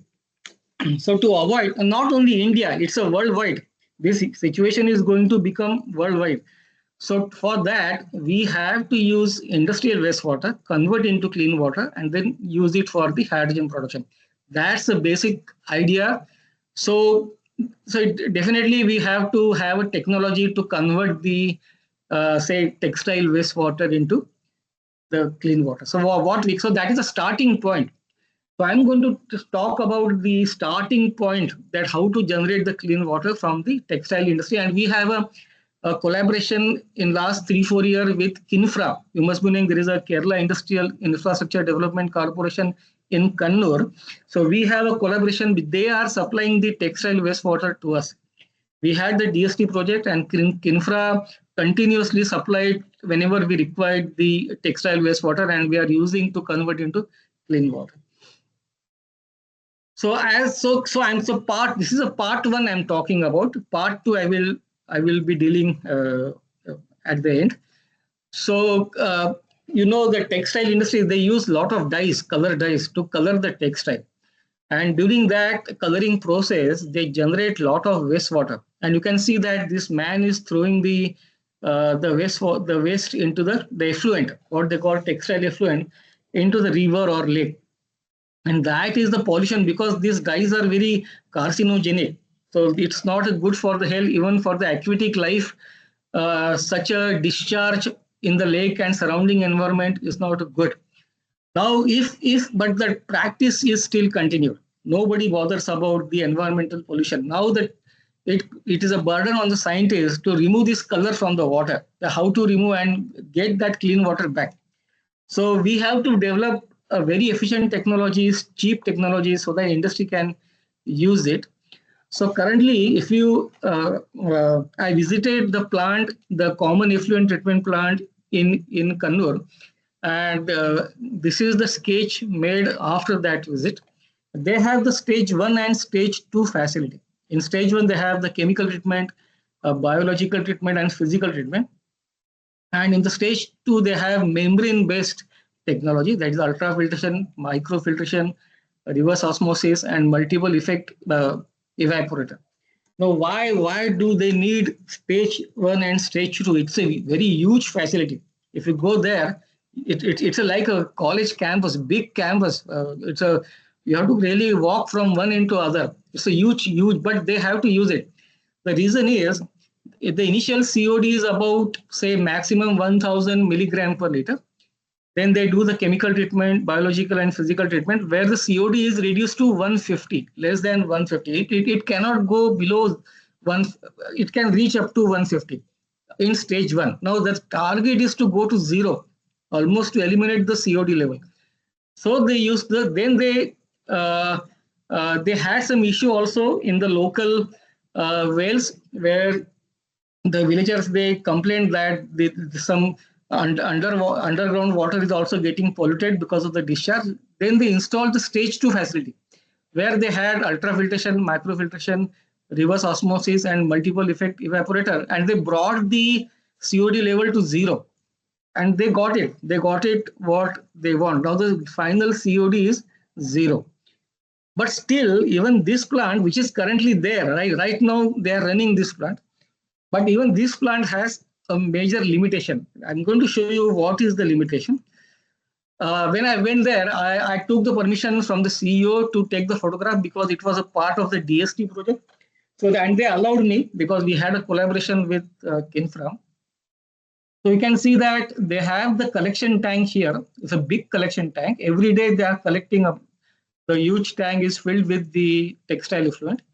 Then they use the flash mixer and the primary clarifier, where they do the flocculation and coagulation. They add the chemicals and settle the dye, but it produces the solid sludge. The sludge formation is the problem. And they also conduct the biological treatment in continuation of this previous treatment. And again, the sludge is produced. Both chemical and biological, they will produce the clean water. That's fine. But at the same time, it produces the sludge, which is collected in the blue line, as you can see here. The blue line shows the sludge flow. And ultimately, I will show you in the next slide. Before that, so you can see the red line where after the biological, they go to the pressure activated carbon and pressure sand filter, and then they collect the clean water here in the stage 1 as the output of the stage 1.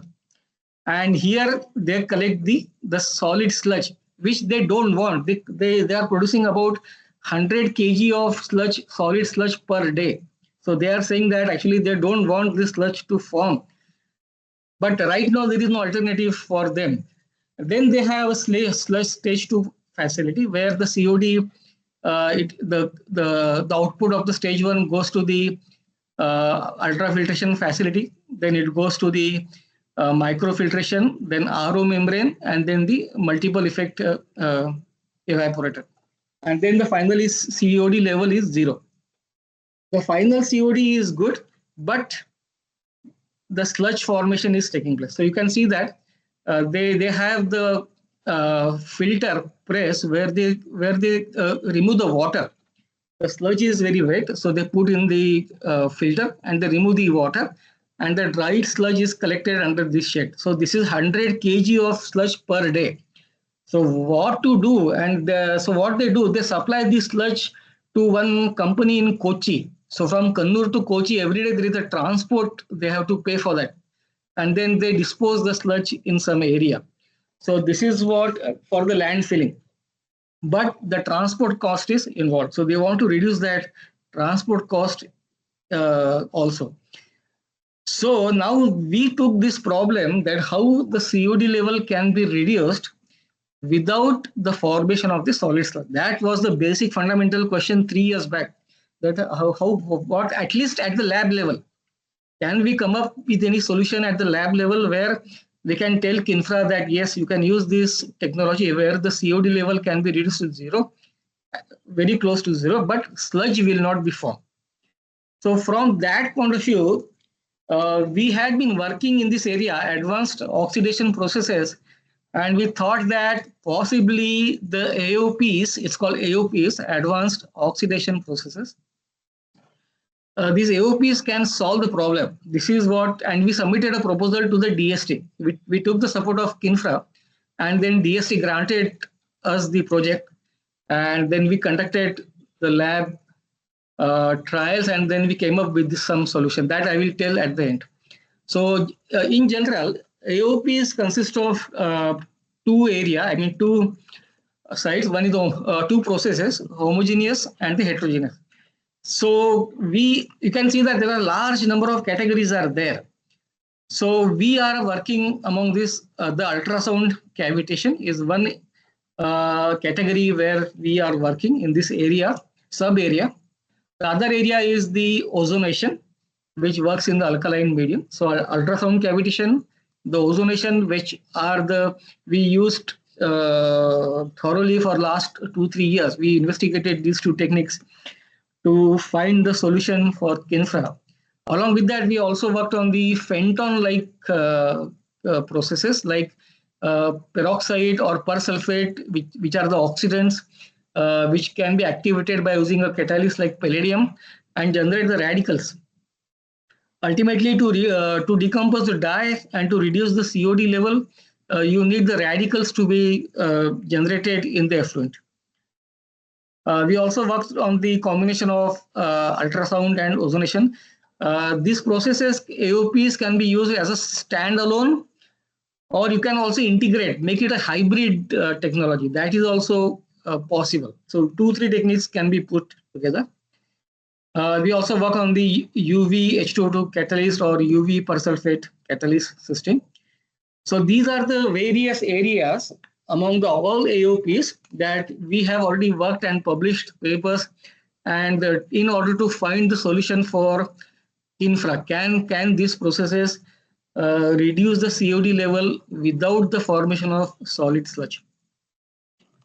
So in that DST project, you can see that we did at the lab level. Okay, whatever we are talking at the lab level, and Kinfra is doing at a very large level, like 1 lakh liter per day they are treating the water. But at the lab level, we are going to give a solution to Kinfra. So you can see that this is the ultrasound cavitation system that we purchased, and this is the ozonator reactor we have put up. And we had the Fenton-like AOP where the catalyst can activate the oxidant, and then we can decompose and the dye and decrease the COD level. Kinfra gave us 2 batches of textile effluent having the COD level of 289 and 221 milligram per liter. And initially we did the ozonation treatment, a standalone ozonation, and you can see that we varied the ozone flow rates from the 2 gram per hour to 6 gram per hour.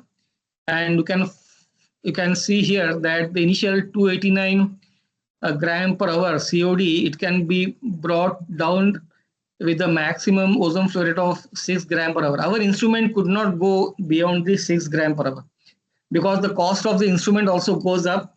So we could afford to buy up to 6 gram per hour, but we could show that we could 90% COD removal could be achieved.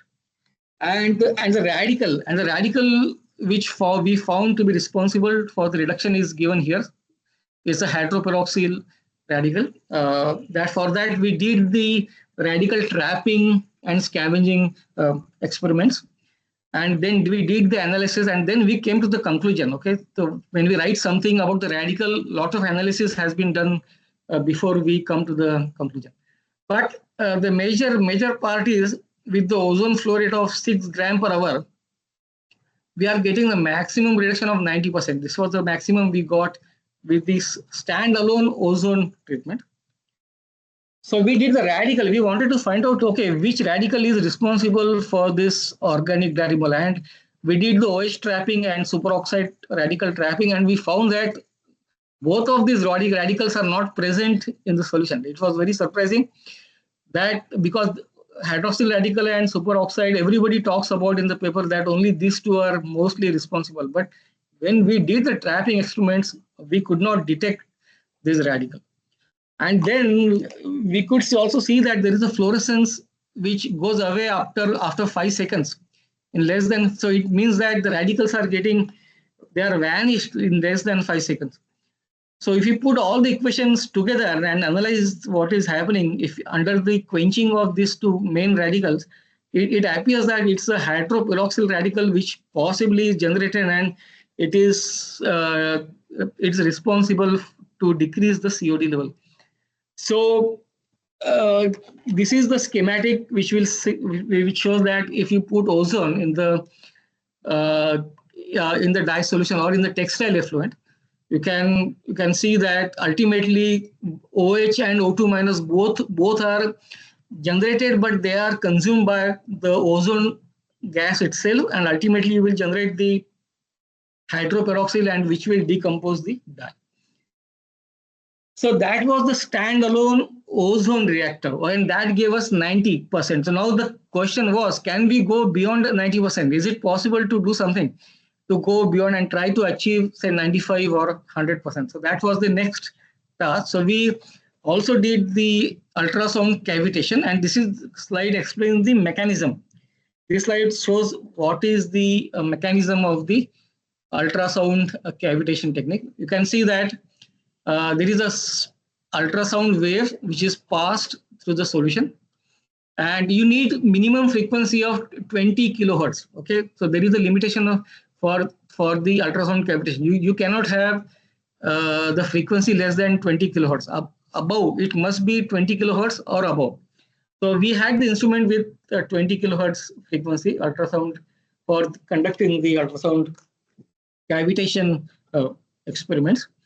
And you can see that it has the very similar to the sine curve. It has the compression and rarefaction parts, where when this wave when this wave goes through the solution, it will generate the cavities inside the solution during the rarefaction part of the curve. And these cavities will grow slowly with time. And when they reach a critical size, at that time the bubble will collapse. They collapse and they impact and they generate a lot of heat and pressure.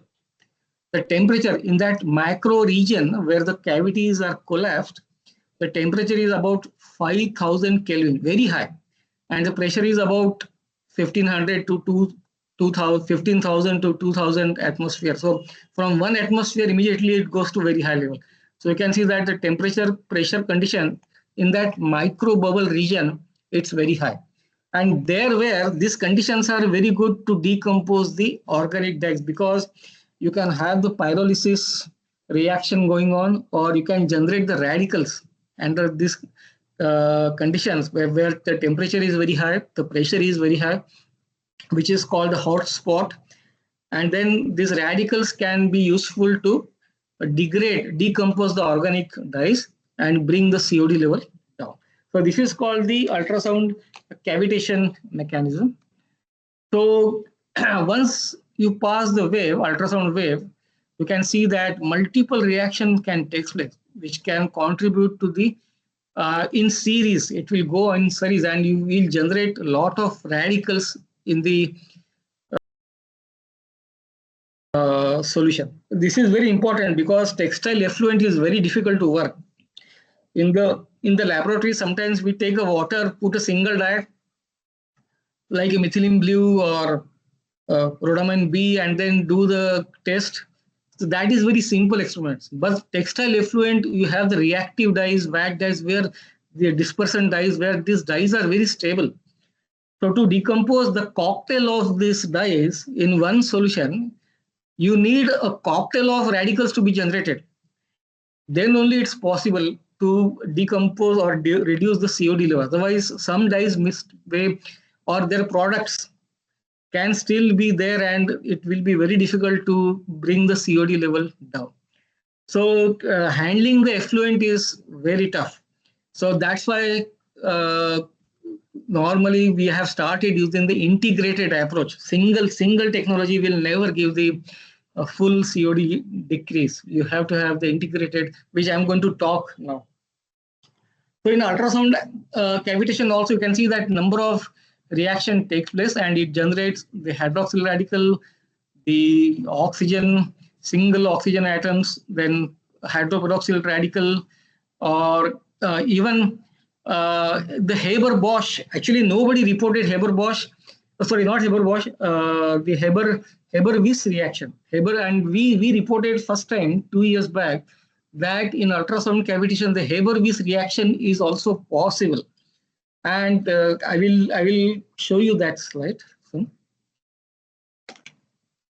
So what we did, we modified the conventional ultrasound cavitation process. So you can see that the textile effluent which Infra supplied, it has this pH level of 9.3. So it's a highly alkaline effluent. Okay, so we ozonation, we did the treatment first with the same pH. And we varied the ultrasound power from 50 watt to 250 watt maximum, and we could get only 22% the reduction in COD, not much at this pH level.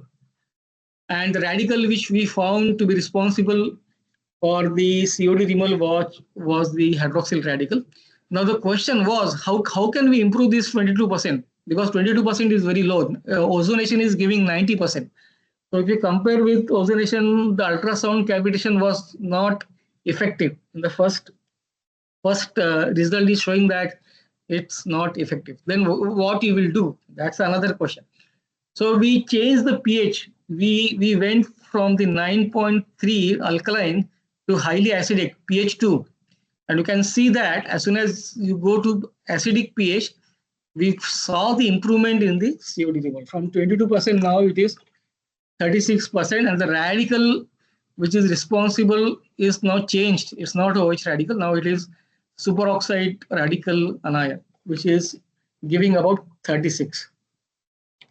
But then again, if you compare with ozonation process, which got 90%, still 36% is still low. So the another question, how can we go above 36%? So then we passed oxygen. Okay, we passed oxygen from 1 liter per minute to 4 liter per minute, and you can see that at 1 liter per minute we improved this 36% COD removal to about 65%. Now we are getting about 65%. So with the combination of 150 watt pH, acidic pH 2, and with the oxygen flow rate of about 1 liter per minute, now we are able to, we have modified the ultrasound cavitation process, and we can get the maximum COD level of 65%. Again, the challenge is still there. We want to go from 65% to 90%. So that I will show you in the next slide. So we did the radical, which radical is responsible under different condition. So you can see that in the case of ozonation, we could not see any radical, right? We have seen that graph that we did not see OH radical, we did not see the superoxide radical. But here you can see that in the case of ultrasound cavitation process with 150 watt power in the alkaline pH, we detected OH hydroxyl radical very clearly, but there is absence of superoxide radical. So definitely under this condition, the hydroxyl radical is working, there is no doubt. But as you move from alkaline pH to acidic pH, very acidic pH, the OH is coming down. The hydroxyl radical concentration is coming down, but O2 minus is gone up drastically. So you can see that as soon as you change the pH, the radical which is generated in high concentration is also changed. So in highly alkaline, it is OH radical, and in highly acidic pH, it is superoxide radical. So trend is very, very well confirmed. And if you pass the oxygen, what we found that OH is suppressed.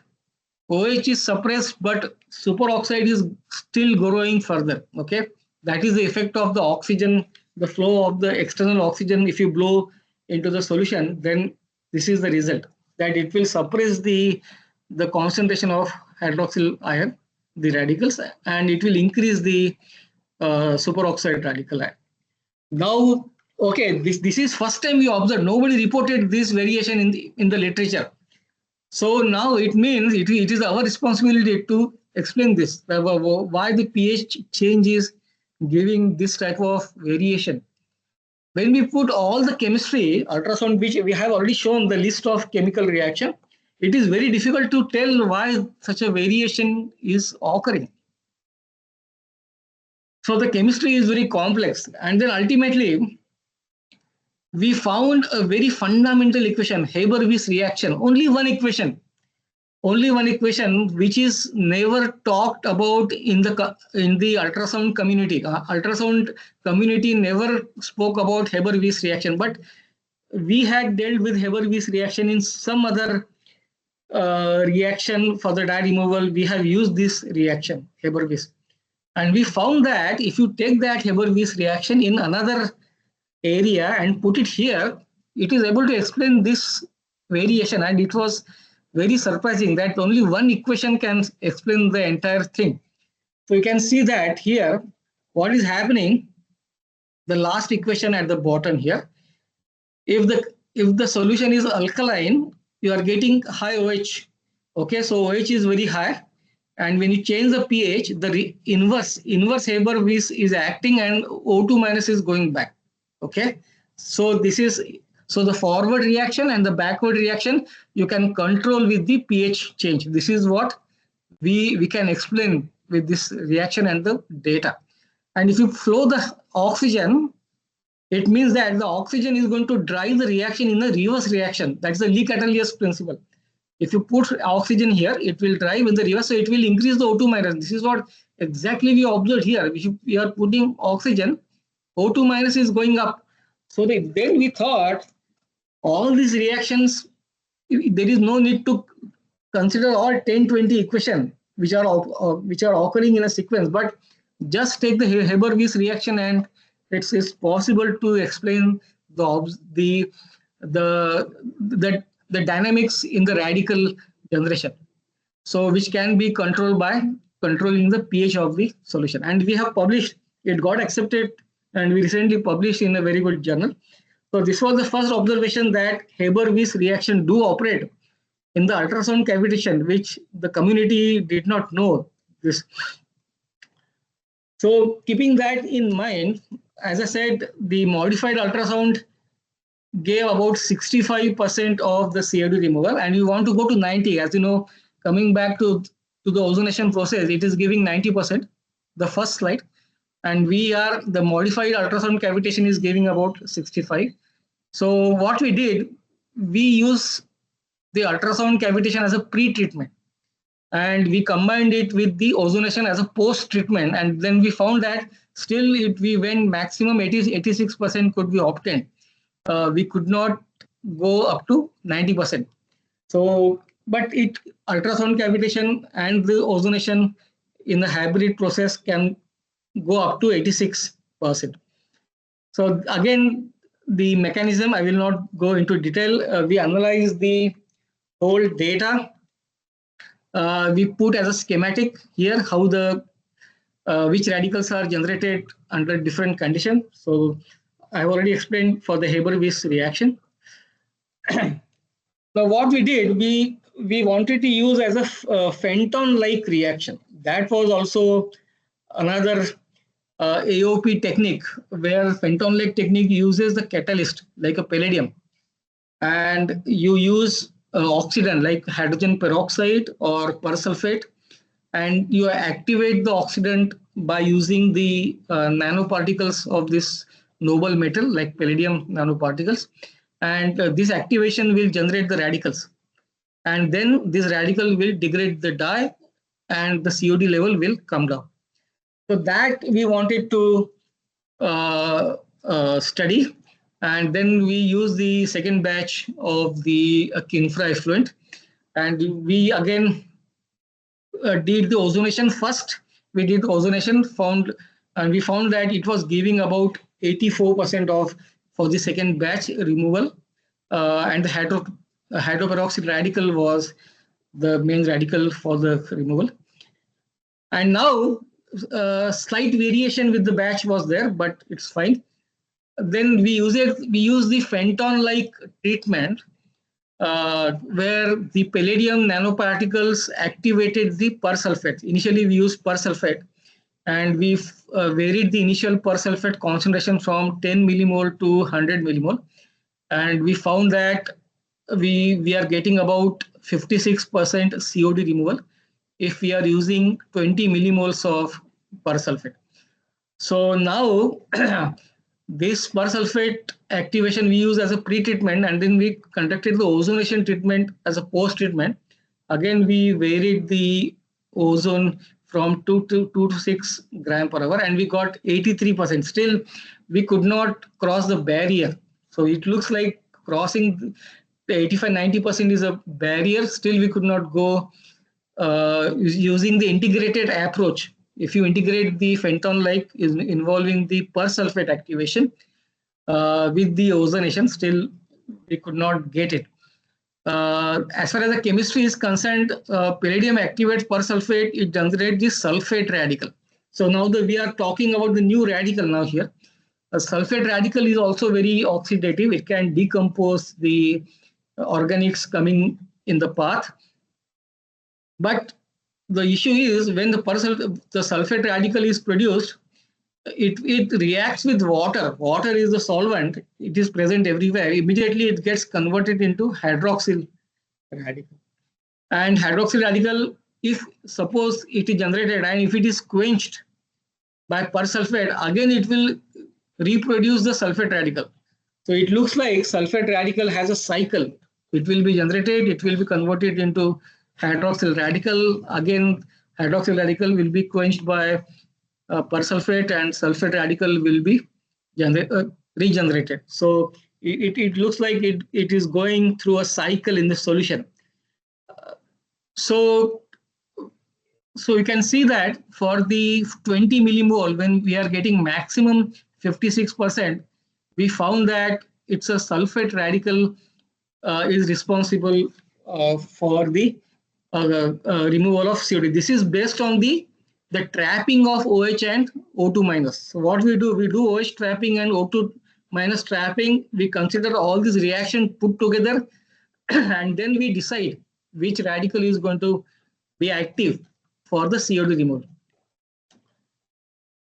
Then in this solution, we passed again ozone from 2 gram per hour to 6 gram per hour. And again, we got within the limit maximum with the flow rate of 6 gram per hour of ozone, we are getting about 83% CO2 removal. Still, we could not cross that 90%.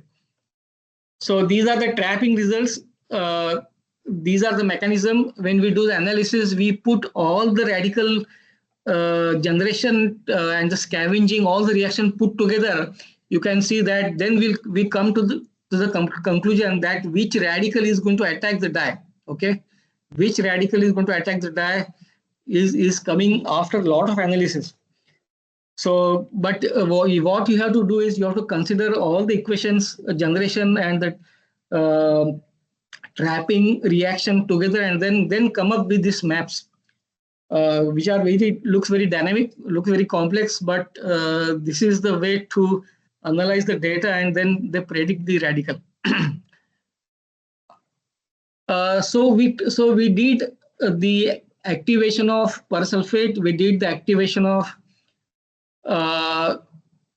then we use that as a pre-treatment and then ozonation as post-treatment. So we changed the oxidant now. Instead of persulfate, we used peroxide. We know that peroxide is very, very effective, but it is very costly. So, but still we used it and we varied from 6 weight percent to 24 weight percent. And you can see that we could get, and we activated peroxide with using palladium nanoparticles. And then it generates OH radical. And this OH radical, along with that, a lot of oxygen gas and heat is evolved. So we found that we are getting maximum COD level of COD reduction above 45% at about 6 weight percent H2O2. And the radical which we found to be responsible for the COD reduction is hydroperoxyl. If you use this as a pre-treatment and then you pass ozone, then you can go up to 87% with 3 gram per hour of ozone flow rate. Still, we could not cross 90%. So the last choice which we had, all these are trapping the analysis of the equations and the trapping results. So the last option was to use a mixed oxidant. Okay, as I said, since textile effluents have a mixture of reactive dyes, okay, not a one dye, there will be multiple of dyes will be there. So it means that you should have a cocktail of radicals produced in the solution. So it means you should have a cocktail of a mixture of oxidants. So we thought, let us use peroxide and persulfate together and generate a lot of radicals so that we can take the benefits of both, the cost and the effectiveness of both persulfate and hydrogen peroxide. So we kept the ratio 3:1 for H2O2 to persulfate, but the dosage is varied here. So you can see that we are getting about 54% COD removal when we are using hydrogen peroxide and persulfate as a mixed oxidant with a dosage of about 6:2. And then we pass the ozone. When we pass the ozone, we got the best result. Out of all this analysis, we got about 93% we could get about with the ozone fluoride of about 5 gram per hour. So it's very clear that a single oxidant, I always stress this, that a single technique or single oxidant is not going to work. We should have multiple techniques, multiple oxidants to treat the textile effluent, which contains a lot of reactive dyes. And this is exactly giving the indication that as soon as we are using the mixed oxidant, we cross that barrier 90%. Now we are getting 93% with the ozone fluoride of about 5 gram per hour. So this was the best result we got. So these are all, again, the dynamics of the radical generation, and and you put together and then you come up with the final radical which can survive and then attack your organics. So I will just skip that. So if you summarize, if you put all this together in the table as a maximum COD removal, okay, I have given the ranking 1, 2, 3, 4, 5. This is the ranking I have given to the process. It's either hybrid process, which will involve a pre-treatment and the post-treatment, or it can be a standalone, a regular technique, standalone technique. So you can see that 93% we are getting when we are using Fenton-like treatment with palladium as a catalyst, which will activate the mixed oxidant, which is a mixture of hydrogen peroxide and persulfate. You have to mix these two oxidants, and then this Fenton-like treatment should be followed by the post-treatment with ozone. You will get maximum 93% COD removal. This is the highest we got. The second one is the standalone ozone, about 84 to 90%. So we can go till 90% with ozone. Now, what is the benefit of this? If you want to sell to the industry, when you go to the industry and tell Kinfra that this is what we got, that these two pre-treatment and post-treatment, you will get 93%. With ozone alone, you will get 90. Then there is always a concern about manufacturing the catalyst in a large scale. If you want to treat, say, 1 lakh liter per day, you need large amount of catalyst, which should have the consistent properties, and every day you have to manufacture. So a lot of concern about catalyst. So even though the Fenton-like plus ozone is a number one, but if you want to sell the technology to the industry will always prefer a simple technique, say standalone. So they will always say, okay, we will go with ozone. It is giving 84 to 90. I think much better we can get rid of the catalyst. We don't want to manufacture catalyst because 90 is not that far away from 93.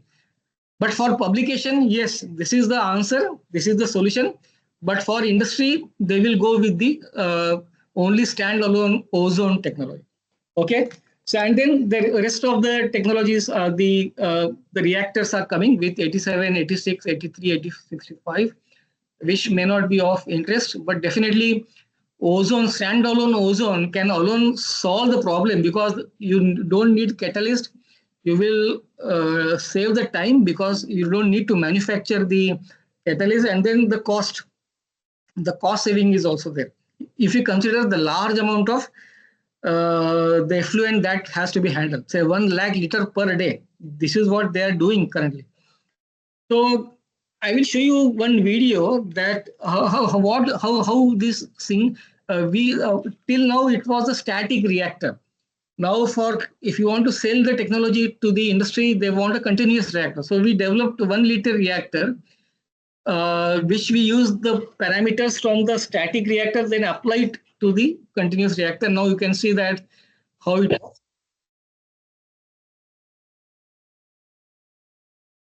This is the ozonator. This is the peristatic pump. This is the effluent. This is the reactor, 1 liter reactor here. So the effluent goes here and the clean water is collected here.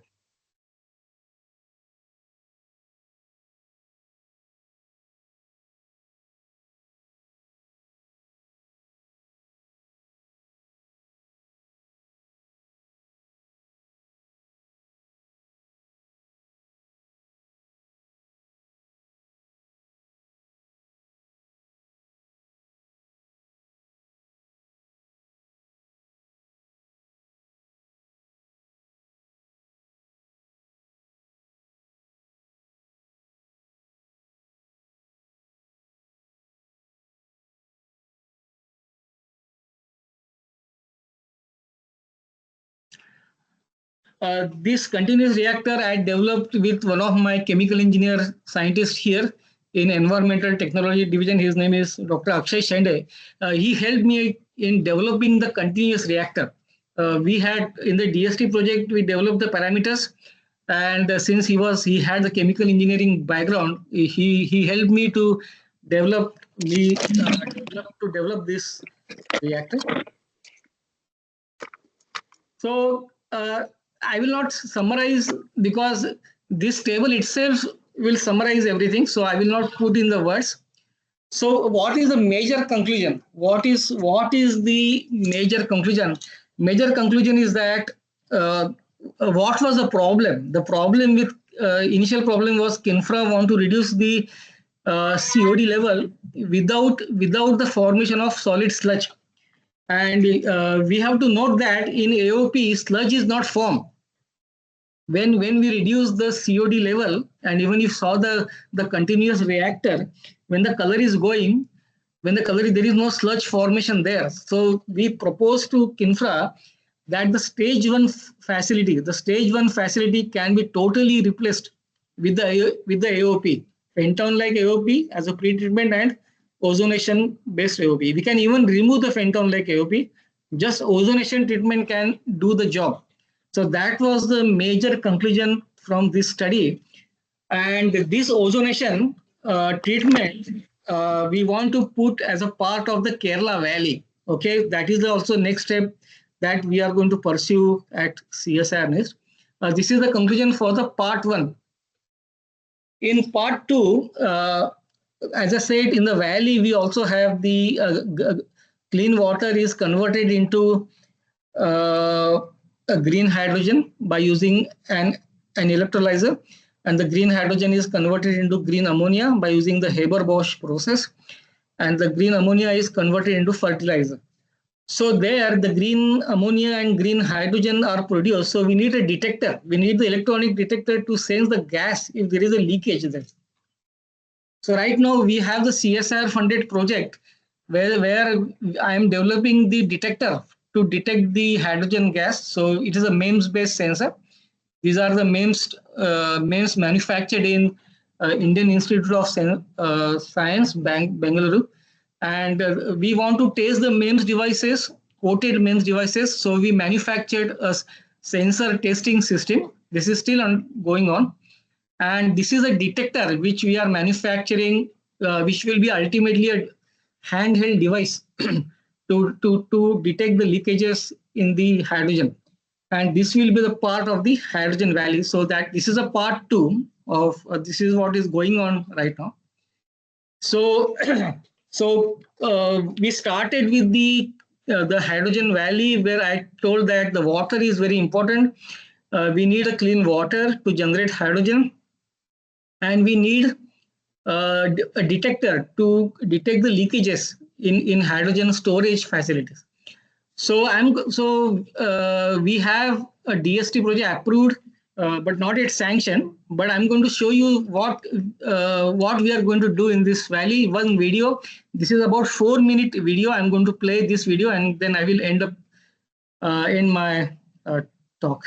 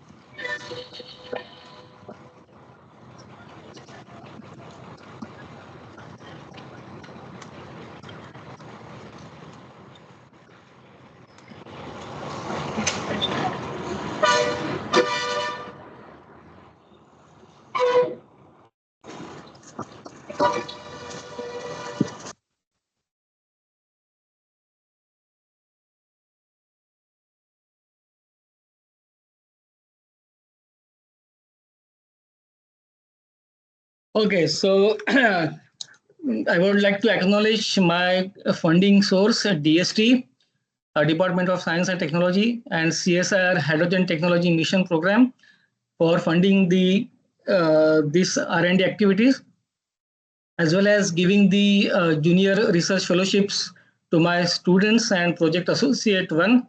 And I also thank the Environmental Technology Division from CSR NIST for all the COD measurements. All their help is, I'm very thankful to the scientist, Dr. Pratish, especially Dr. Pratish. I'm very thankful for the COD measurements. So thank you. If you have any questions, I can take.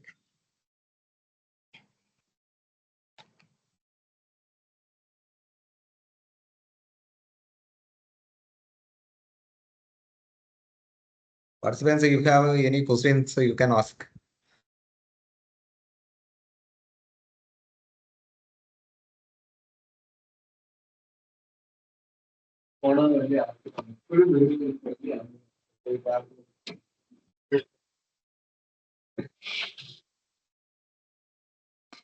No, can you hear me? Can I ask?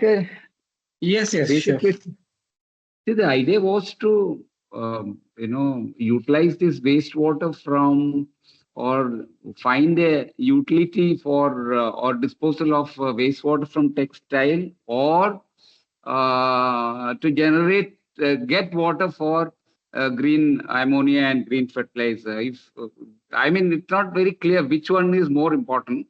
And secondly, the seawater as a source, can't it be used? Yeah, seawater. Yes, what you are the second question, whether seawater is is because there is plenty of water is available in sea, but only thing is that it contains sodium chloride, which is salty. It's very salty water, and if you make the electrolyzers, the corrosion problems is huge. So using saline water or sea water may be dangerous, but people are trying to develop the technology by avoiding the corrosion, mainly the corrosion of sodium chloride. So that is going on. Some other group are working in CSIR, which are trying to use the seawater and then convert into hydrogen. Yeah, that is also one way to do it, although that is not my area. But yes, that is one possibility. But the challenge is the corrosion phenomenon. And the first question, you are asking whether the water can be used for general utility, right? Either that or for hydrogen. This is what are you asking? Yeah. Yes. Yeah. Correct. Yeah, till now it was like general purpose, or the industry can use themselves. Suppose if Kinfra is putting the plant and they are creating clean water, they can use again the same water. They don't have to be dependent on anybody for water, because they can use it in the industry. So that is one way to handle that. But now, since the green hydrogen technology is coming up and the government is giving a lot of benefits to the industry if they generate hydrogen, so that's why the challenge is to how to preserve the water. We can also use the tap water and use it, but using the tap water or clean the drinking water may be costly. So you have to have some alternative where the wastewater should be converted. So that is one way we are doing textile, but there are a lot of wastewater. The municipal wastewater also you can use. The pharmaceutical wastewater also you can use. So the source of water can be anything, but it has to be converted into clean water, and then we can generate the hydrogen. So this is the new way of using the clean water. The general purpose will always be there. Okay, we always need it. That will never. But for that, definitely we have to save something. How the saving will come? It will come if you use the wastewater for hydrogen. For hydrogen. Fine. Okay. But see, the only thing is, you could be, I'm sure you must have considered all the study, the Singapore model. Singapore, maybe the size of Mumbai, is exporting more than India. So obviously all this, management of waste and water management, what source do they have compared to India? Many times bigger. So, you may get a little more, practical solution looking at their model, no? Yeah, definitely. If we can study their model and if it is useful, we can definitely consider. But right now we are going with our local resources, since Kinfra is very close to us, and they are willing to participate in this program. So that's why we are concentrating on the textile. But definitely, if other options are coming up and they are giving any benefits, then yes, we should consider. Okay. I'm not aware of what exactly Singapore is doing, but I will have to see what they're doing. If you can forward some papers or something, then I can go through. No, it is not paper. It is normal. See, when you look at the global export or global sort of productivity, how can you compare the very small portion of the India country or even Kerala, one or two couple of district size country is exporting more. So textile and all will also be part of their textile. So textile waste and waste management and water, all this will be managed much more efficiently. And I'm sure you all are trying to, so much effort you all are putting. And anyway, good luck for your hydrogen leak detection, etc. I'm sure it will meet this thing. I was just trying to say, I'm sure across the world there must be better practices or more advanced practices. That is why I was just telling. Sure. Okay, sir. Thank you. Thanks. Thank you so much. Hello, sir. Any questions? Please. I have two questions. Yeah, First one, please go can on. you let me know the economical feasibility of this project? And the second one, can we use bioelectrolyzers for hydrogen generation directly from wastewater? Yeah, that is very good. Both the questions are very good because bioelectrochemical reactor, one of my colleague is doing in CSR. His name is Partha Kundu, and he has already developed 10-liter reactor. He has produced bioreactor. I can give you his contact number and maybe you can discuss with him. He has the whole facility in the last 2 years. He has developed bioreactor. So definitely electrochemical reactor is one option, and it is possible. And in that direction also we are working on that. Not me, my colleague is working on that. So and first part you asked about. Can you please repeat the first part? Economical feasibility of this project. Yeah, actually, if you talk about the Kerala Valley, you know the electrolyzers are very costly.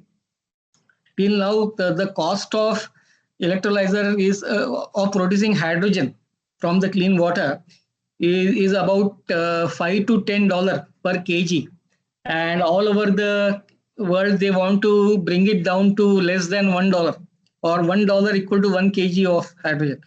So that is the challenge.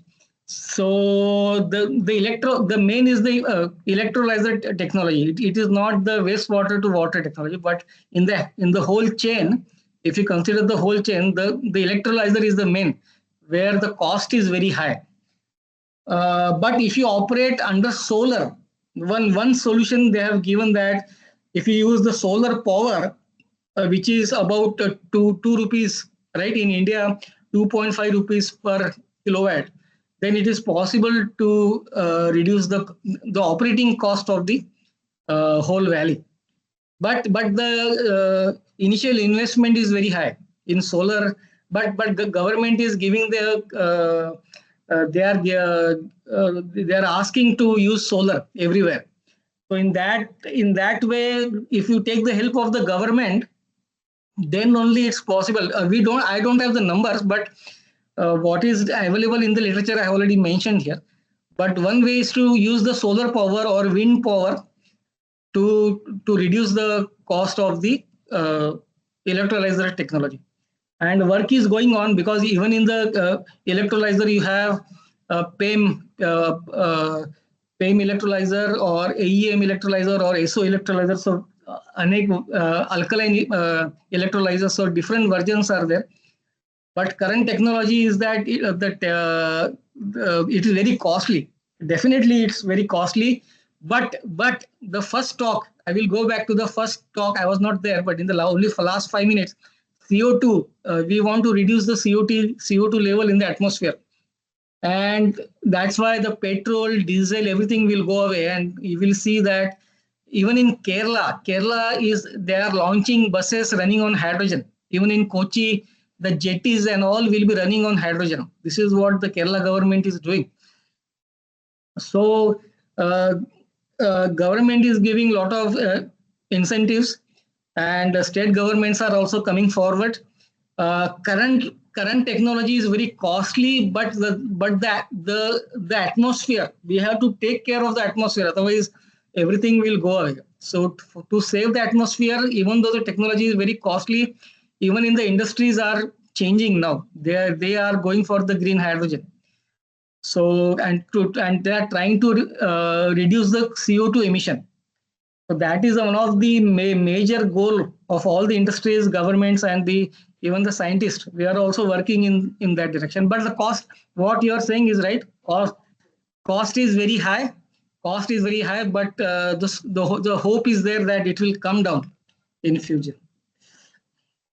So in addition to the electrolysis cost, we have to spend more amount to purification process also.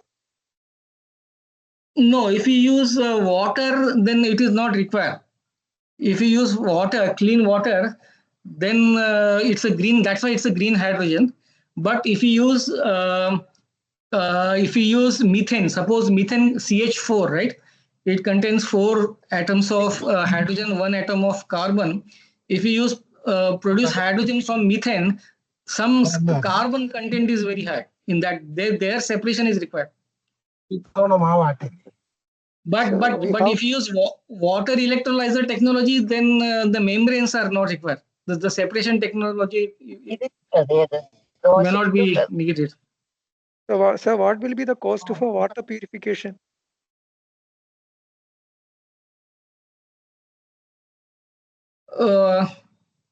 Which water you are talking about? Wastewater. Our treatment plant. It will save the cost. The current technology, what they are using is chemical treatment, biological treatment, physical. We are asking that a single ozonation treatment can also work to reduce the COD. So it will save the cost actually for infra.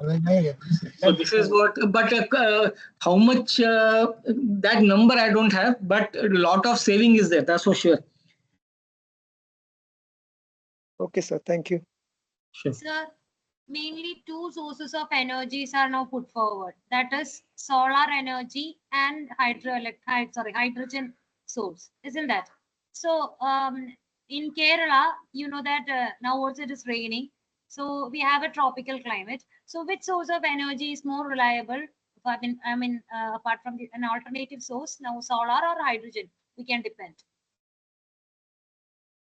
Yeah, solar and wind also they use. They in many industries they use solar and wind together, so that if solar is not working, you can depend on the wind power. So or you can use the grid technology. Maybe if your plant is running 24 hours, if your plant is running 24 hours, then definitely the night time is a problem. And even season wise also, Kerala is very lucky because six months you have solar light, but that is may not be the case in other part of the India and other part of the world. So there the other wind power is the main they are trying there. The in Chennai, lot of you can turbines are there, wind turbines are there. So that type of power can also be used to run the plant.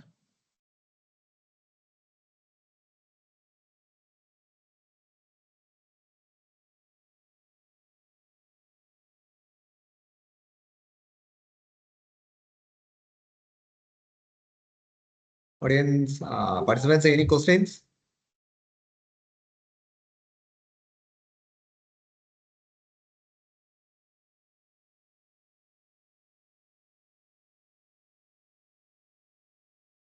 So, okay, sir, then we can wind up the session, sir. There is no questions. Okay, so shall I unshare my slides? It's fine. Okay, sir. So thank you so much, sir, for dedicating your valuable time to spend with us today. Your insight session was not only wonderful, but also truly inspiring. And we deeply appreciate the opportunity to learn from your expertise and experience, sir. So thank you so much. So much, sir. Yeah. Thank you, Dr. Rose, to you for all your patience because so many emailing, phone calls, and ultimately it worked out. So thank you to you actually. Thank you to you. Thank you, sir. Thank you. Sure. Thank you, sir. Okay, sir. Good night, sir. Good night. Sir. Okay. Good night. Okay. Thank you. Thank you, sir. So, Sure. dear participants, so day one session is coming to the end. So, tomorrow, day two session, it will start at 6 o'clock. Okay, thank you all. Thank you. Good night. Thank you, sir. Thank you.